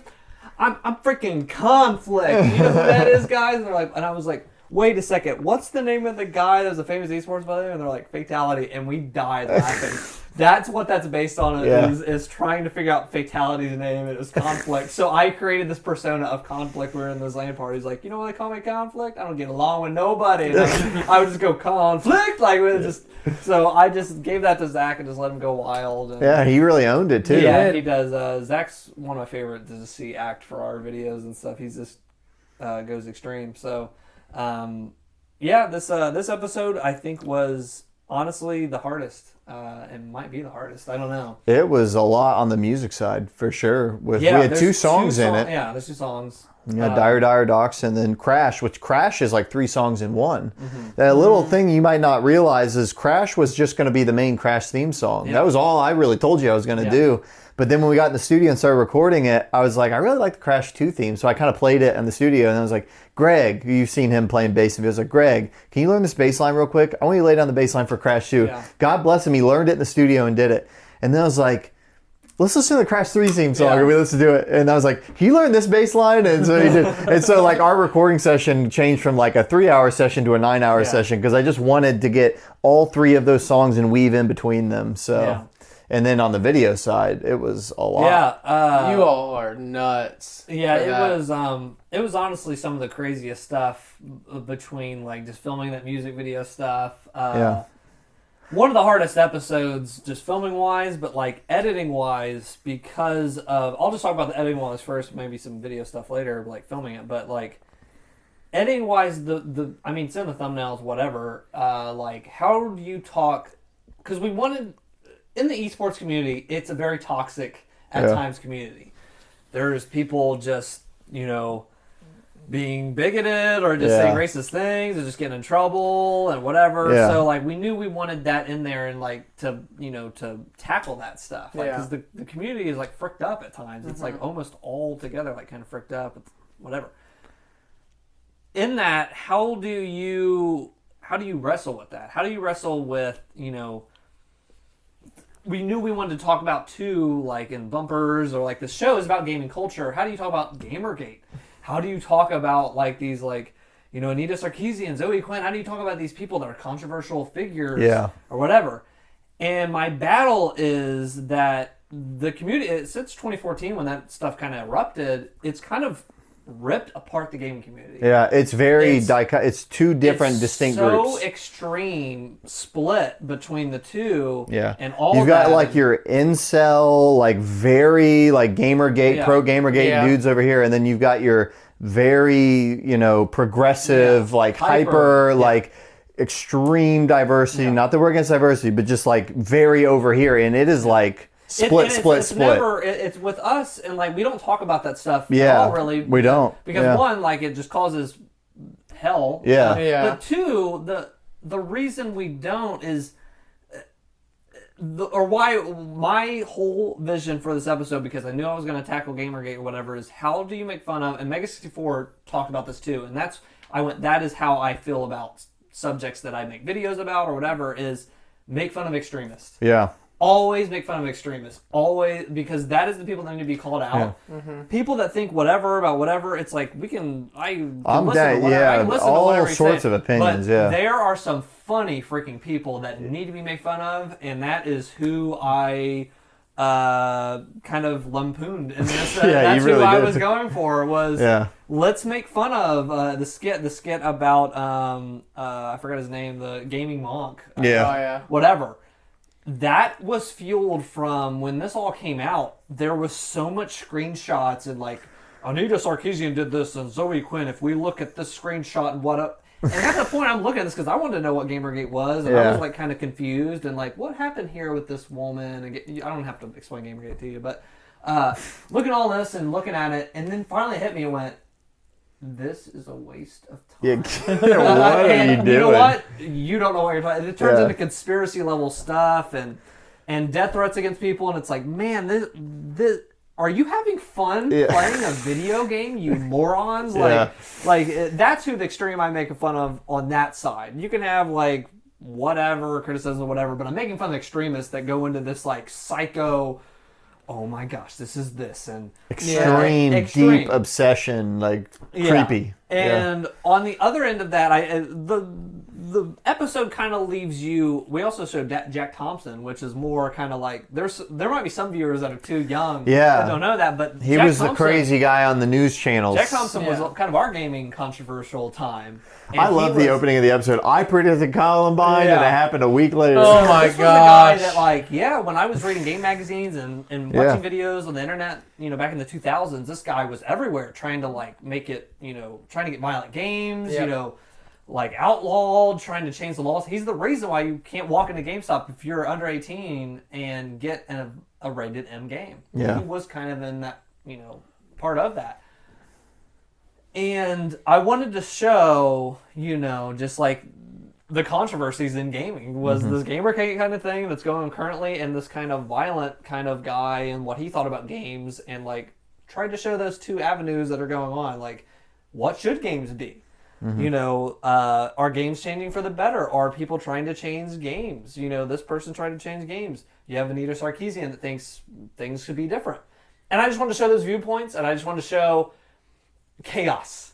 Because that's what it is. Yeah. Honestly, when you get online and the fighting and just the extreme, just death threats, all the stuff that's going on now is much different than when I was growing up. Yeah, and it wasn't that way at all. And there's just so much tension, and I wanted to show chaos in that. And I wanted to show that there are stuff you can make fun of on both sides, and I had a lot of fun. When we were kind of with the music thing, I said, okay, there's going to be fight. I knew there was going to be a fight. Yeah. This had to end in a fight with conflict. Yeah.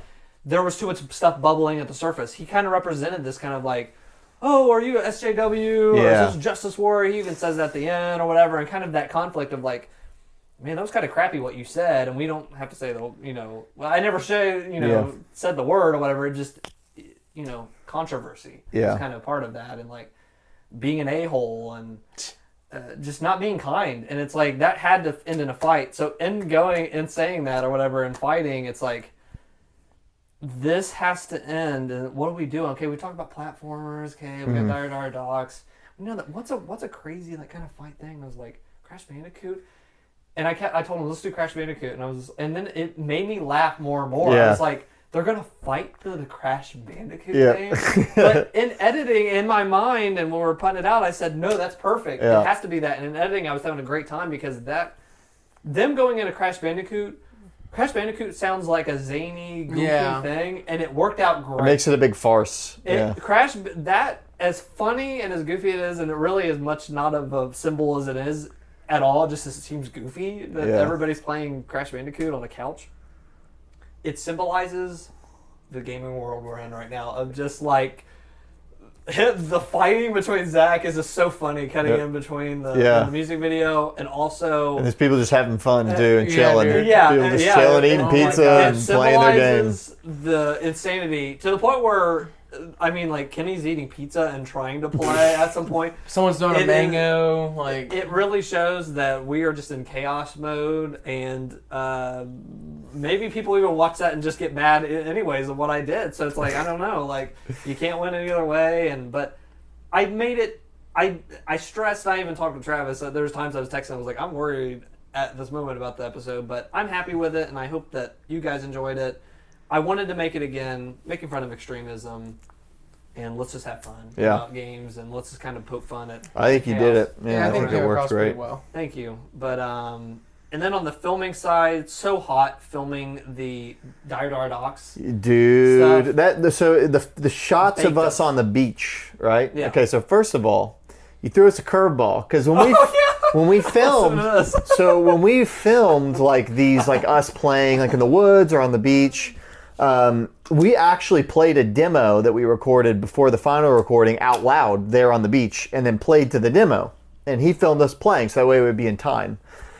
So, but what he threw when we got there was, he said, hey guys, here's what I was thinking. We're here on the beach. He's like, I want to do this effect where... It's slow motion. I want a slow motion effect, which means I need you to move twice as fast.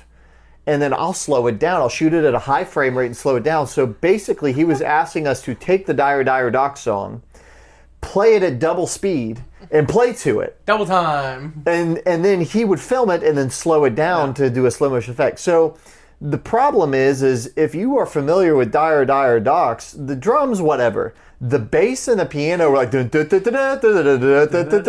So we tried putting it to double speed, and it was physically impossible. And like the guy playing bass, Greg, and the guy Alex playing... I was smiling when I asked. I said, is it hard to just play two times and you have to practice that way? And they just... Usually you might go, oh, we could try, but everybody was like, yes. So we immediately, like, a lot of times, like, yeah, we'll give it a shot. We were like, that's not going to work. Like, I don't know. It's not going to happen. So we ended up compromising, and we set it to 1.5 speed. And it worked out. I got the effect I wanted, and but they were troopers. And it was 100 degrees on that beach. Throughout the whole, I want to say even more so out of episode 3, but and then when we got into the scene with conflict in the basement scene and the fight and the music video, that was a 6:30 p.m. on a Friday after people have worked all week to a 2:30 in the morning. Yep, shoot. it was 8 hours solid on a I would Friday. have flipped you off. But I did buy pizza, so We filmed forever. There's and, some good. And behind think the scenes about it, on like as you've well. got the guys fighting, you got the band people, all those people in those shots. They all had to be there for all those shots and doing shots over and over again, and so crazy. It was fun, but it I was think a long the funniest day. thing ever was when they were on the beach. They were setting up, and people started gathering Oh around. yes. So we were setting up, and at first people were leaving us alone, and then They thought we were gonna play for them or something not because only they that, started but- watching us. yeah, so people started watching. But the funniest thing was this. It looked like some summer camp thing or whatever. Yeah. Came up with all these kids, these 10 to 13-year-olds. Kids were coming up in boats. Yep. Right behind us in the shot, we're right there. They have this whole beach area. There was that's an in this park. entire lake, and they decided lake to come area. up behind us. And they come up right behind us, and I'm filming, and I'm trying to get them out of the shot, and then eventually I was just like, they're not moving.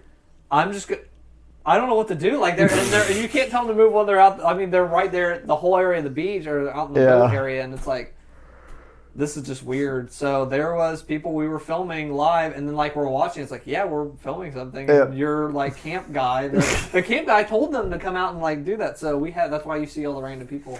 I will say, it kind of added to the slow motion effect though, because we're playing, but then they're slow in the background, so it kind of helped. Yeah. But very weird day. I filming on that segment on that stuff. But another fun fact: we filmed that beach stuff the same day we filmed the wood stuff from episode 2. Yeah. So we just changed clothes. So a little movie magic. Oh, movie magic. But it was a long filming day for sure. For sure. It was a good day, but yeah. And then that was all about Dweebs episode 3. So If you haven't checked out Dweebs yet, check it What out. are you doing? You could start with any of the episodes. Maybe start with the first one, but you can start with any of them, and I highly recommend that. Yeah. So thanks for watching that, and share that if you can, and whatever. TV. So I'll go ahead and Why don't I ask you about the shows on the list? I'll ask you. We'll go down the list. Okay, Game of Thrones season 8 we just ended. So here's the thing. That Travis wants to watch it soon. Yeah. You want to catch up, so I don't want to spoil him on that. So what I did is I pre-recorded my thoughts on Game of Thrones season 8. Here they are. I have been watching since season 1, episode 1, since the premiere in 2011. The show has been very near and dear to me. I have watched it all live, and one thing above all other things with this show that this show did that no other show I've ever seen, no other type of media has done so well, is that at any moment you wouldn't know who was going and who wasn't. Other stuff I've seen, there's a chance that this person could die, this person could, turn evil, this can happen. This show is so good at just throwing out just hit after hit of just surprises and some of the most shocking television I've ever seen. Just episodes where it's that people jumped off the bandwagon because they were just so upset.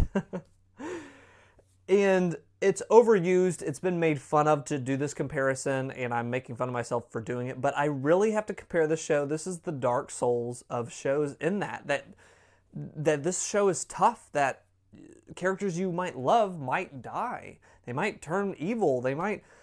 something might happen to them that you don't want them to, happen to them. So this show is above all. That is its kind of biggest sticking point, is that.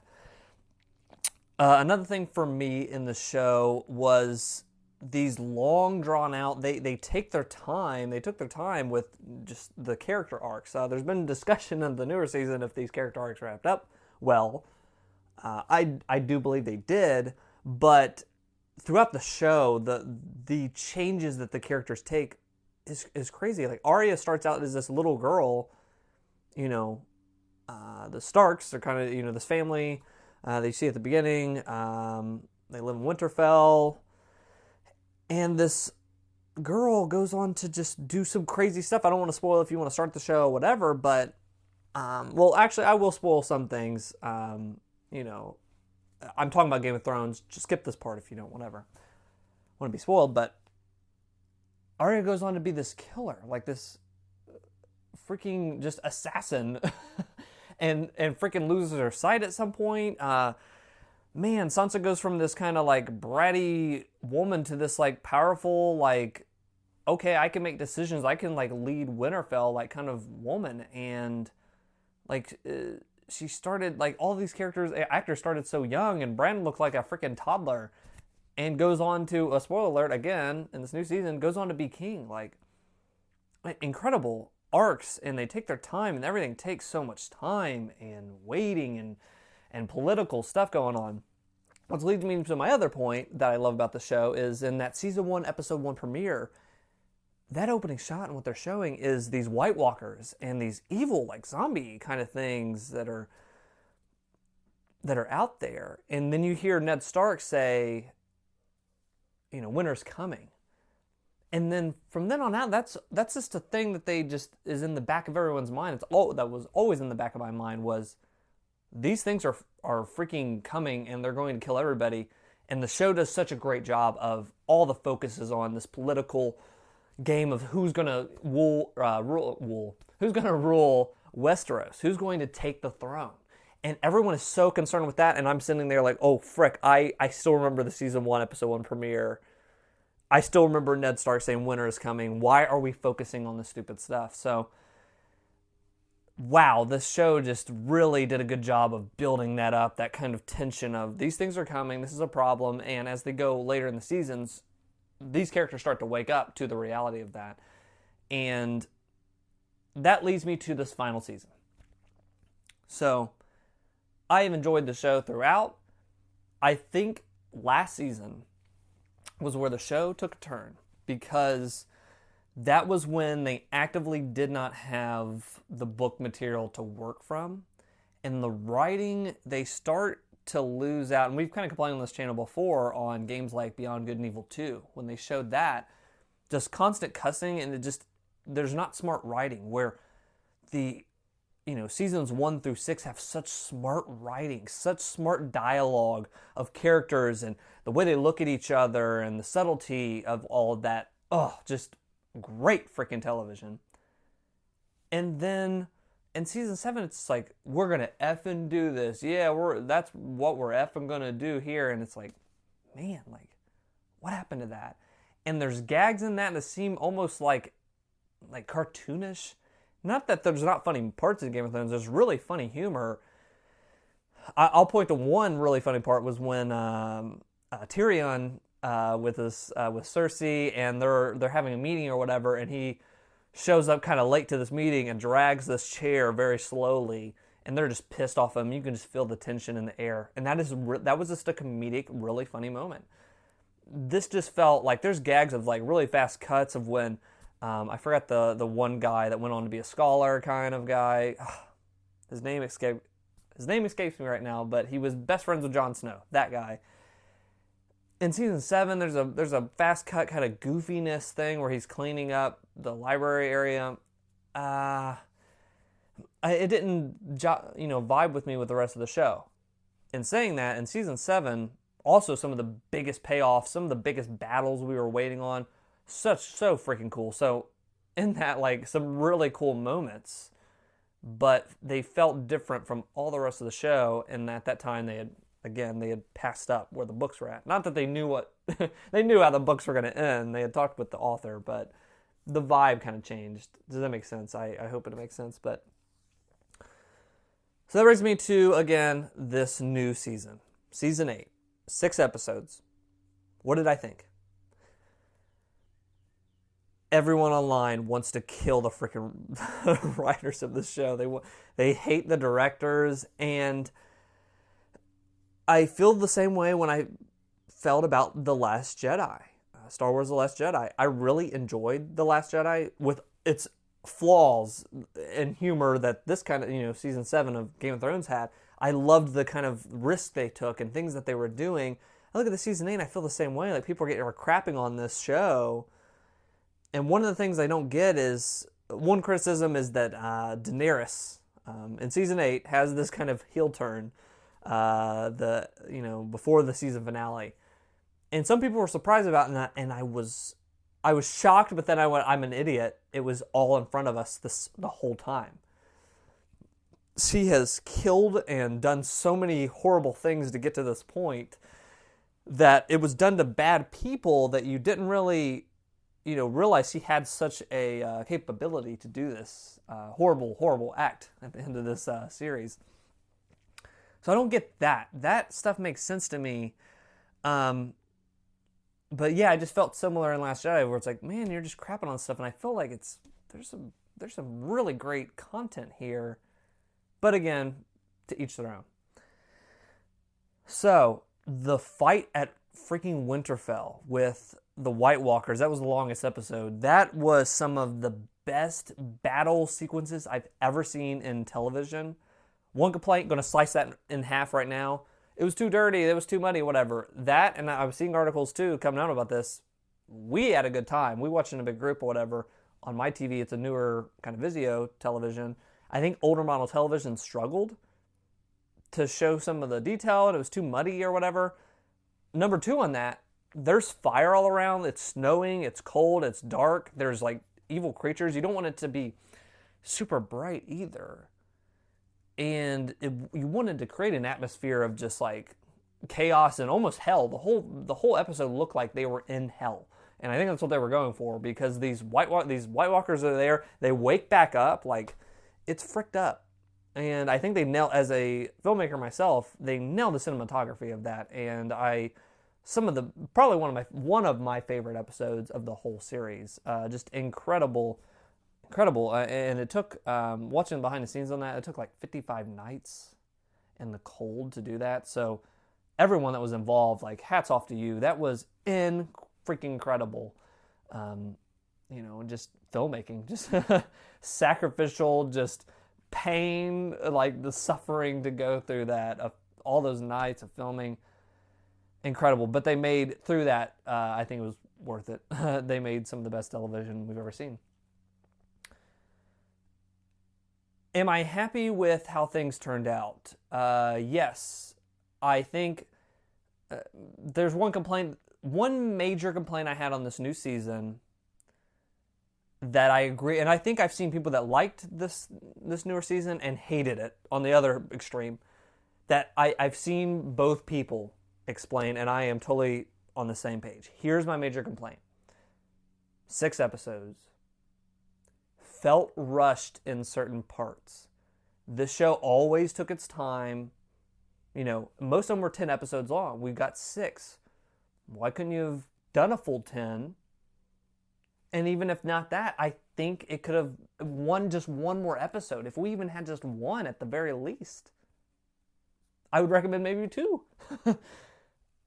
Things could have had a different weight to them as they did the whole series, like things and acts and things people would say and looking like they were going to do. And even in the beginning of season 8, all that tension's getting built up of like, oh shoot, Daenerys is wanting to be king, but guess what? We know the truth that Jon Snow is actually the rightful heir.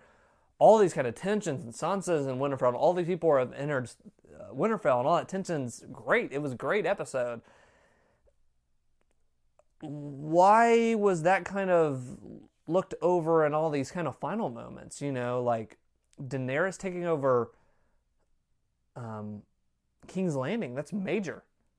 That could have took a whole episode of the fallout of that, and cleaning up the city, and just like they kind of just got it moving. They showed the soldiers there towards the end of like getting us put to death by Grey Worm, and Jon Snow's trying to stop, and that could have been drawn out a little bit more, and you really could have felt the weight of the aftermath, and it felt like we were just wrapping things up quickly.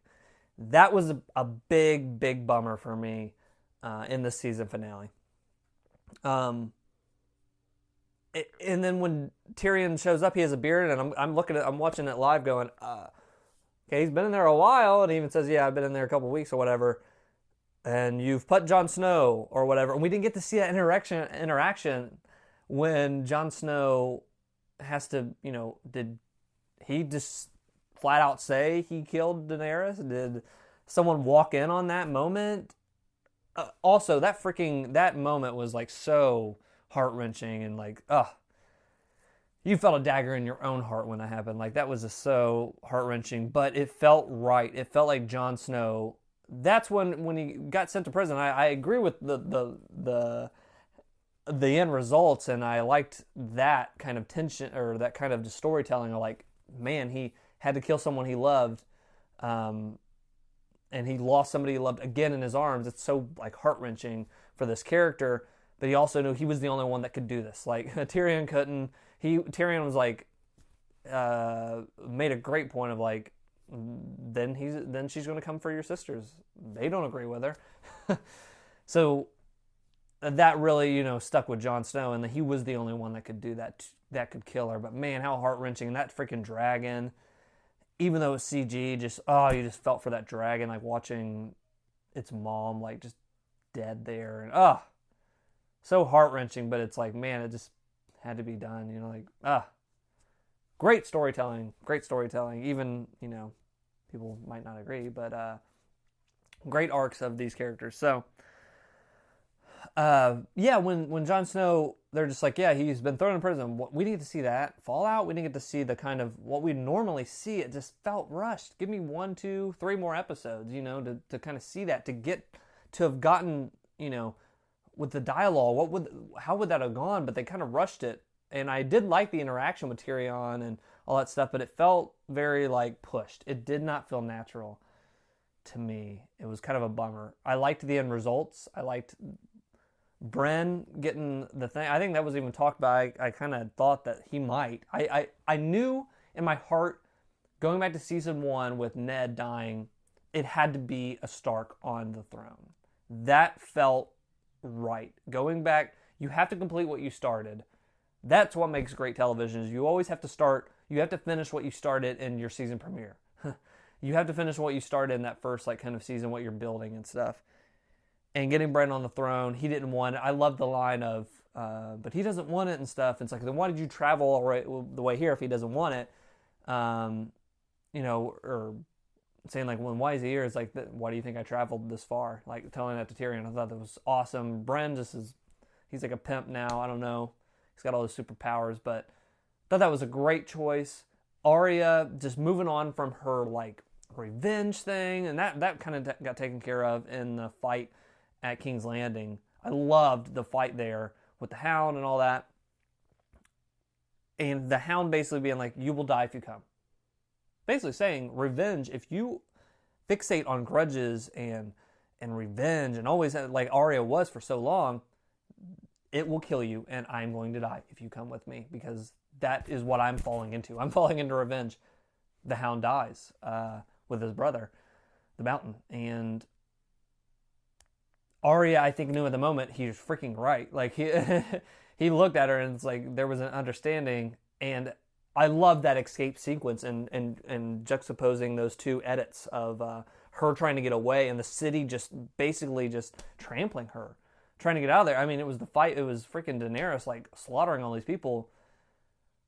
But it also was her constant just seeking for revenge and just wanting to kill those that had wronged her.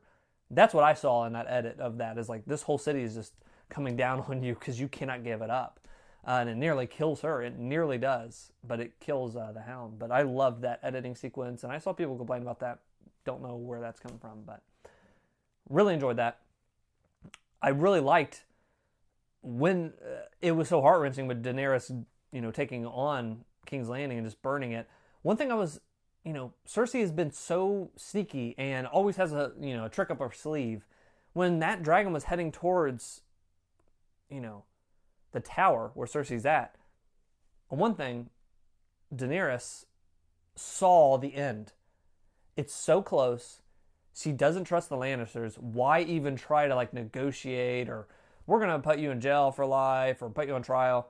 She didn't have time for that because she has lost so much. She lost her best friend, killed in front of her by Cersei, all this built-up anger, and then in her head, Jon Snow is the rightful heir. All the stuff, she doesn't trust anybody. Totally made sense for her to do that. Like, that it's right there in front of her. She's waited freaking a decade to do this. Over a decade, But yeah, it was just so heart-wrenching to see that. But when she was heading towards the tower, I was like, Cersei's going to have one of those freaking, catapult arrow things hidden under a tarp, and it's going to shoot at her, and there's going to be a struggle there, and there wasn't. And Cersei just kind of dies there, and there was no extra kind of thing there. There was no extra, twist, and, I knew you were going to have the catapult thing. That's why I twist here, and that's why I have somebody fighting you, or already got the catapult. There was none of that, where the characters could have got a one-up on them trying to get a one-up. And that was a missed opportunity, I feel like. So, this season's problems, I think, for me, I don't agree with what people on Twitter are just totally crapping on this show. But for me, it was rushed in certain ways. And that, to me, is a bummer. And that, we'll see upon a second viewing, but through the show, but I feel like I'm going to, I watched this all live, and I feel like I will have that same criticism, but we'll see. But, yeah, so, liked the ending. I liked that, like I said, Arya kind of gave that revenge. She's on to, what's west of Westeros? I don't know. She's heading there. Sansa's queen of Winterfell. And Jon Snow is at first you're like, oh, it's a bummer. He's getting sent back to the freaking wall. Is there anything even there to protect or, against? But that's cool, too, because you get to go there and he's, leading the wildlings, and it looks like he's basically doing what Arya's doing. He's just going on and trying to see what moving on from all this crap and seeing what's out there, what else is out there, and, he'll go on to help other people do whatever he has to do. Just awesome character in that show. But, yeah, Bran being on the throne makes total sense. That was a funny sequence between, who's going to be this. Maybe we should let everybody vote, and all of them just cracking up. But it was a great... I liked the final season aside from the rushness stuff. The moments were incredible. The storytelling was awesome. I just really liked how they wrapped up these arcs. A lot of people didn't, but I was satisfied. I had a good time. That's all I got to say about freaking Game of Thrones. Thank you. Okay, we're back. That was my thoughts. Yeah. You guys don't know anything. You killed it. Thank you. Good job. Thank you. So proud of you. So let's go down the list, and I'll ask you about each one. So Attack on Titan. Awesome. Freaking, this is a second part to season 3 from last year. I was surprised we got them so soon because they took years of breaks on Attack on Titan. Having such a good freaking time with Attack on Titan. You know what? The worst part of this new season is waiting for each episode because they're only 25 minutes each, and they end on the biggest, ginormous cliffhangers on each episode. But I am enjoying the heck out of it. So, do you think this is a show that will continue on even past this season, or is it ending? I think they've planned an ending, and I think they said they're going to have 5 or 6. I think 5-ish, and that's it. 5 seasons? Yes. Because it's following a manga, right? Yes, and the manga's almost done. Or maybe it just wrapped up. So there's maybe another couple seasons left. Yeah, I think interesting. maybe 6 max, and we're done. That's one I want to go back to. I watched the first few episodes of the first season. It was really dark, so I kind of had trouble sticking with it. But we're getting into stuff that, it almost feels like in Game of Thrones that I just talked about. There's stuff that you have waited for years that is about to come to fruition, and that's kind of what it is with Attack on Titan. Did you ever watch Attack on Titan? My little brother did. I caught episodes of it. It seems really cool. I just didn't like the concept. I don't know, giant naked people attacking a village. See, I'm all into giant naked people. The art is amazing. It just was so great. It was so grim, man, and that's a good thing. Grim. That's a good thing. It's But dark I just, man, those first couple episodes, I feel sick, man. This guy watches a spoiler first episode, so it's not really a spoiler. Kid watches his mom just get eaten by this gross thing, and I'm just like, oh man, it makes me feel sick. It's definitely on the level of brutality, but I just it never caught my oh my gosh, I need to watch this right away. Yeah. But you're saying it's a top tier one, definitely worth catching Definitely up on. a great anime, definitely recommended. We're getting into stuff in the season that is we've been waiting for something that they might show soon. So your next show, Serial Experiments Lane, I know nothing about. I don't even know what that is. We talked about this last month. That was the show that was that I said is Evangelion if they took out all the fun stuff. Oh, okay, yeah. You talked about that. It's just the cerebral, very thought-provoking stuff. Did you finish it? No, I have not. Because Attack on Titan, for one thing, and Game of Thrones, I got caught up in work and stuff too. But so I'm moving at a snail's pace.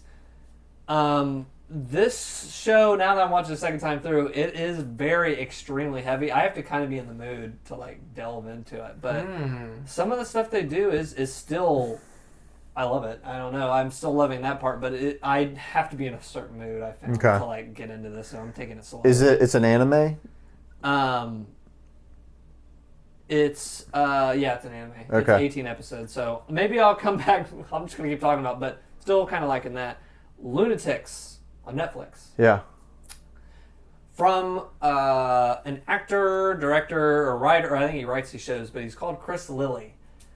He's done Summer Heights High, some other kind of shows, and he's I think he's from New Zealand or Australia, but he's a comedian. So these are like comedy shows. Yeah. He does.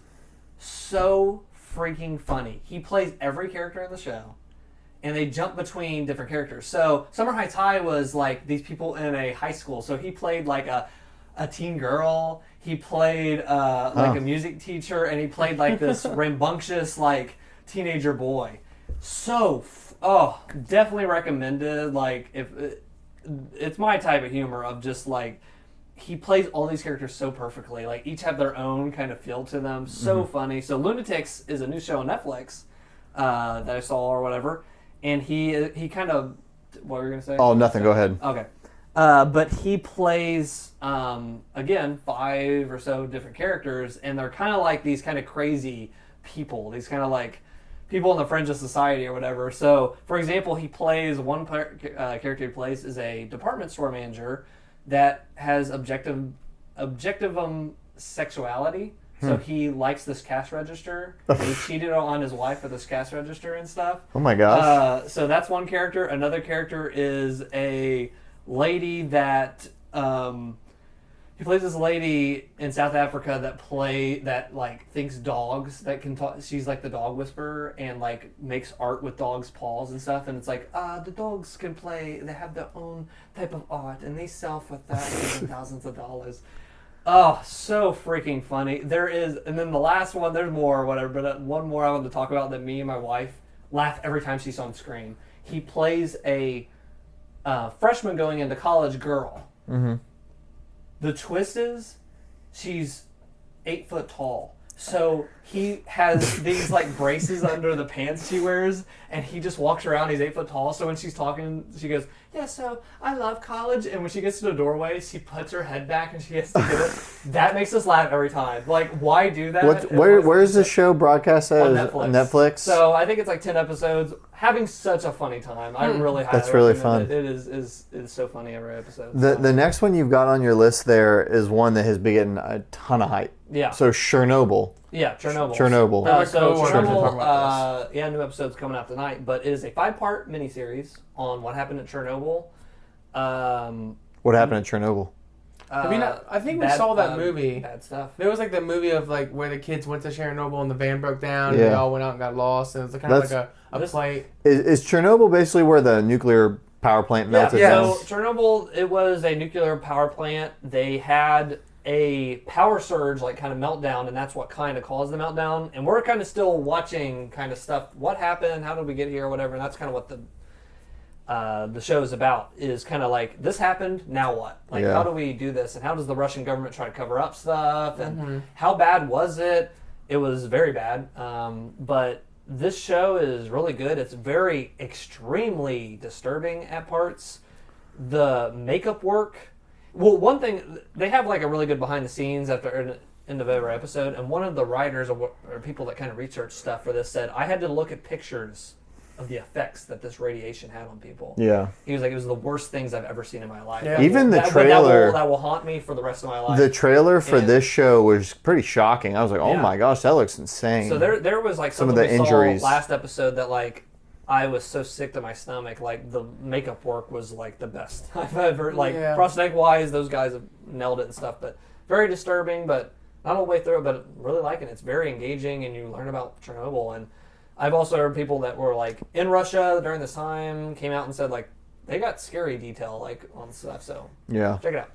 And then you've been watching One Punch Man Season 2. One Punch Man Season 2. My dream has finally come to reality, ladies and gentlemen, and I am happy. I'm very happy with it. Obviously, the biggest controversy with it is whole new animation staff comes in, and you can definitely tell there's a difference, but it's not bad. Like you're still I'm still enjoying it. The writing staff's still the same. And it's following the manga, and everything still gets hit and still delivered the same way. The story that's going on. As someone who's never seen this show, what is the premise of One Punch Man? Okay, so One Punch Man is you have an individual who one day... It's very simple. It's very simple. One day he wanted to be a hero. So every day he ran 6 miles, 100 push-ups, 100 sit-ups. And eventually he worked out so hard, he lost all his hair and became the strongest human being in the universe. He lost all of his what? Hair. Oh, hair? Yep, and became the strongest human being in the universe. So now he beats everything with one punch. With one punch. So now he's a hero who's trying to find joy in life because he's just so great, strong. Interesting. So I've only seen season 1 and had a good fun time with that, but glad you're enjoying. Yeah, season 1's awesome, but I don't know. Season 2, they have such a neat follow-up story. It's really cool, and they're involving more characters. But it's so funny because of the whole concept of the show is like they have everything else is so anime. It's so anime, but Saitama is not anime at all. Like his whole thing is just like, how did they make a show about him? And it's just cool. It's awesome. I love it. It's so much fun. So I think Tuesday's when the next episode comes out for season 2. So I'm excited. That's I have cool. to wait, but it's awesome. I picked up a anime that I started a long time ago and then kind of fell off of it, so I started it back up. No. So I am really picky with the anime I watch. Like I've watched Evangelion. I've watched a couple other ones, but I don't watch a ton of different series. But this one caught my eye because it is like really interesting. It's a really long one. It's called Legend of the Galactic Heroes. So it ran 1988 to 1997. So it ran for a while. It's got 110 episodes. But basically it's this gigantic like intergalactic story about these two different basically factions. And one is like this Free Planets Alliance that's just like, a collection of planets that are kind of in a democracy, and the other is like an empire, an imperial basically thing. But basically it tells the story of the war between these two different sides and how their different political structures lend themselves to different types of corruption and good guys and bad guys on both sides.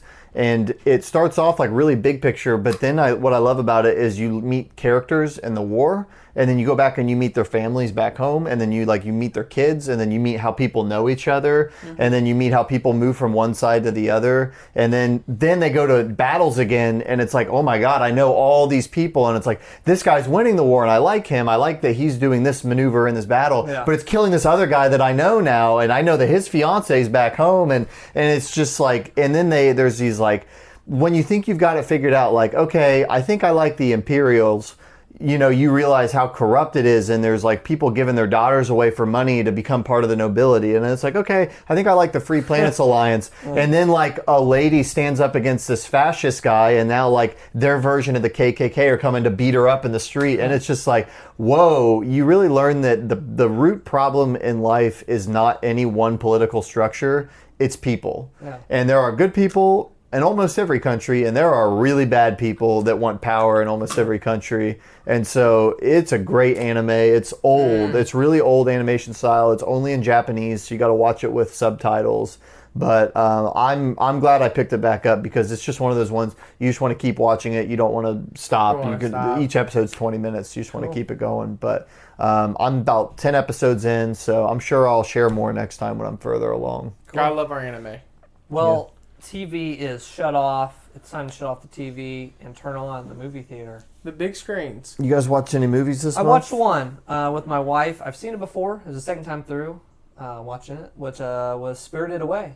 I still need to watch that. Which was a Miyazaki film. What a lot of people hold up as his best, and watching the second time, I understand why people think that's his best. It's not my favorite of his films. Like Nausicaa, Valley of the Wind, I think is my favorite, but I'm probably go back and watch all those with my wife. But Spirited Away, great friggin' animation, amazing music. What is the story in this? And this is about a girl is on a road trip with her parents, or I think they're moving or whatever, and they come to kind of this roadblock. I'm like, oh, okay, we have to walk out, and we have to go down this tunnel, and it takes us into this field. But soon, stuff is just kind of weird, and this kind of like they're kind of in these back roads, and stuff's kind of weird, and eventually she loses sight of her parents. They went away or whatever, or no, I don't know what it was. Not to spoil the whole freaking thing, but they come to this place. They find all this food, but no one's around or whatever. So the parents start eating it. The girl's like, "We can't stop eating this food." So she walks on and kind of gets lost, can't find her parents or whatever, and enters a whole kind of new world, dimension and stuff. And the characters and the animation are the best in anime, like some of the best in anime, and it's just a fun characters. It's basically the Disney of Japan. These movies are, and they are absolute classics, and definitely recommend this whole freaking. Yeah. That's the best anime. I mean, I don't know if you haven't seen a freaking Miyazaki film. I haven't. Hard on you. I haven't. Well, I'm hard on you. No, that's been on my list forever. That and Akira are two movies I feel like I've been needing to watch forever. I don't need to say any more. Watch that freaking film. So you got me intrigued. I want to see that. I've actually watched a couple movies. I don't watch a lot of movies, so it's kind of a big deal. It is a big deal. Go me. I said you were the movie expert. Yeah, you know. I think I've seen both of these too. I watched 42, which was the Jackie Robinson story.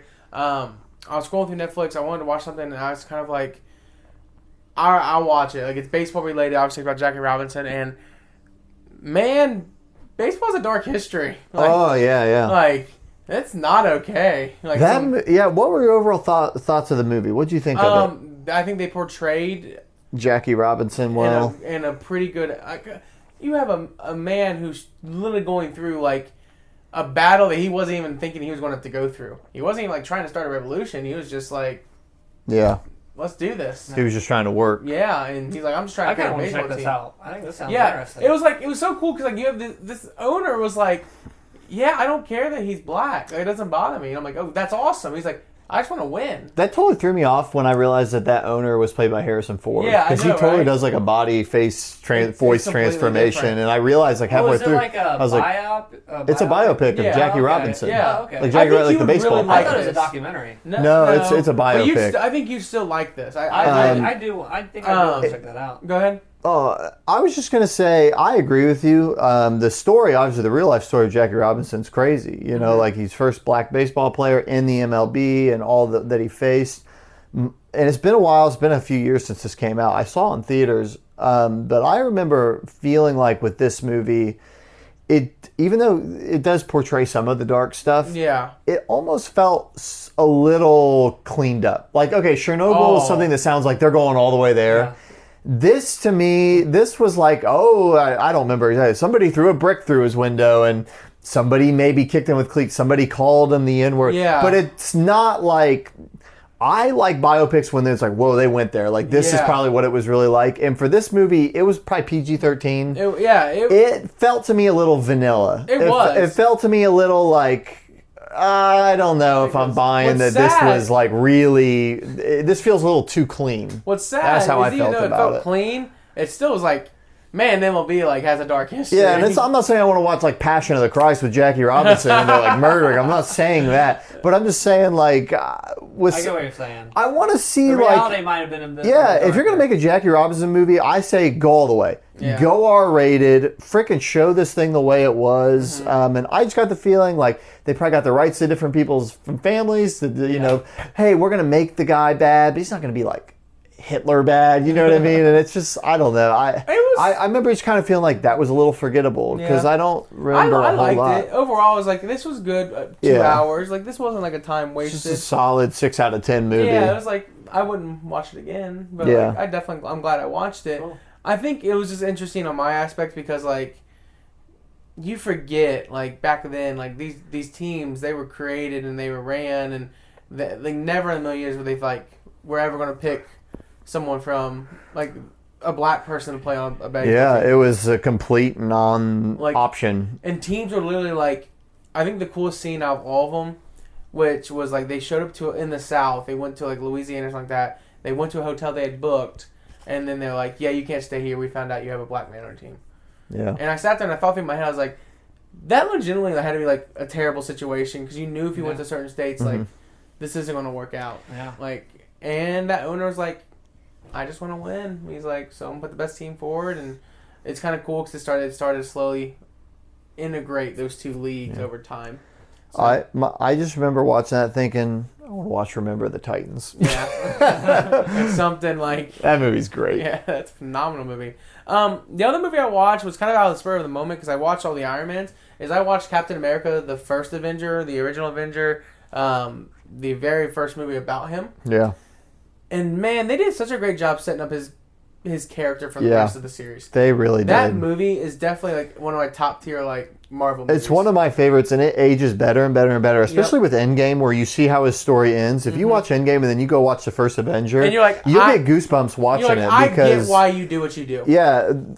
People say that movie's boring, the first Avenger, and that I can't so relate wrong. whatsoever, because to me, what makes Captain America, what makes Steven Rogers a superhero is his heart. Yep. Like when he was weak and he was like 5 foot tall and he has skin and bones, he was willing to stand up to bullies. Yep. I love that scene where the guy's attacking him and he grabs like the trash can lid and he's trying to block from getting hit. He's like, and I can do this all day. Yeah, and he's the same guy. And so they took a guy who had literally a heart of gold and gave him the super body. Yep. And that's what I love about that movie is it shows that, and it shows how he has no idea how to interact with women. Yep. He's scared of, I don't remember what's her name. Not Potts, Peggy. Peggy. He's scared of Peggy. Or he's not scared of her, but, you know, he's just nice. He's intimidated. She's, you know... I love World War II era also, and I think for me, what really got to me is like you have a movie here who they didn't know what they were going to be 10 years later. Yeah, but they developed his character for the long haul, and they did it in a way that's like this movie is like it doesn't feel like a character development movie like the first Spider-Man. Yeah, like the original Tobey Maguire Spider-Man, Sam Raimi.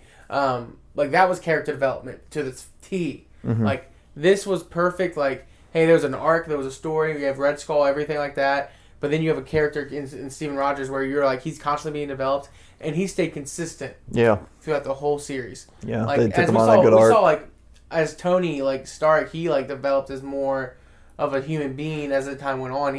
I feel like Steve Rogers developed as a human being, but it was because he went through lots of different settings, right? Like, but, like, his character. Like, that's the thing, like, his character, what makes him... His principles stay the same. Is consistently the same, and I think that's what makes the movie the best is because they're like, yeah, he changes as a person, but the whole time, what's he trying to do? He's like, oh, Bucky's alive. Where's Bucky? Yeah. He's my best friend. We'll find him. All right. Hey, Peggy dies. He is extremely, like, tragically heartbroken. You know, even though she was an old lady and she forgot about him. Yeah. Still heartbroken. Yeah. All right. He's still constantly worried about other people. And it kind of echoes the time he comes from. It was a simpler time back then, so he's a simpler person. He's very straightforward. World War II, everyone was trying to enlist. They were putting their lives on the line for each other.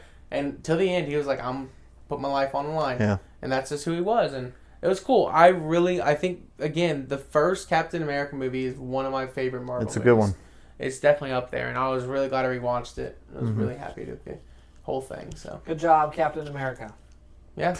Thank you for your service. When are you going to start watching the Marvel movies?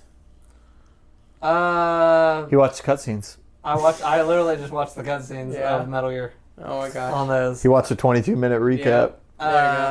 So thank you for watching. We're going to leave you with some teasers for next time, some stuff upcoming.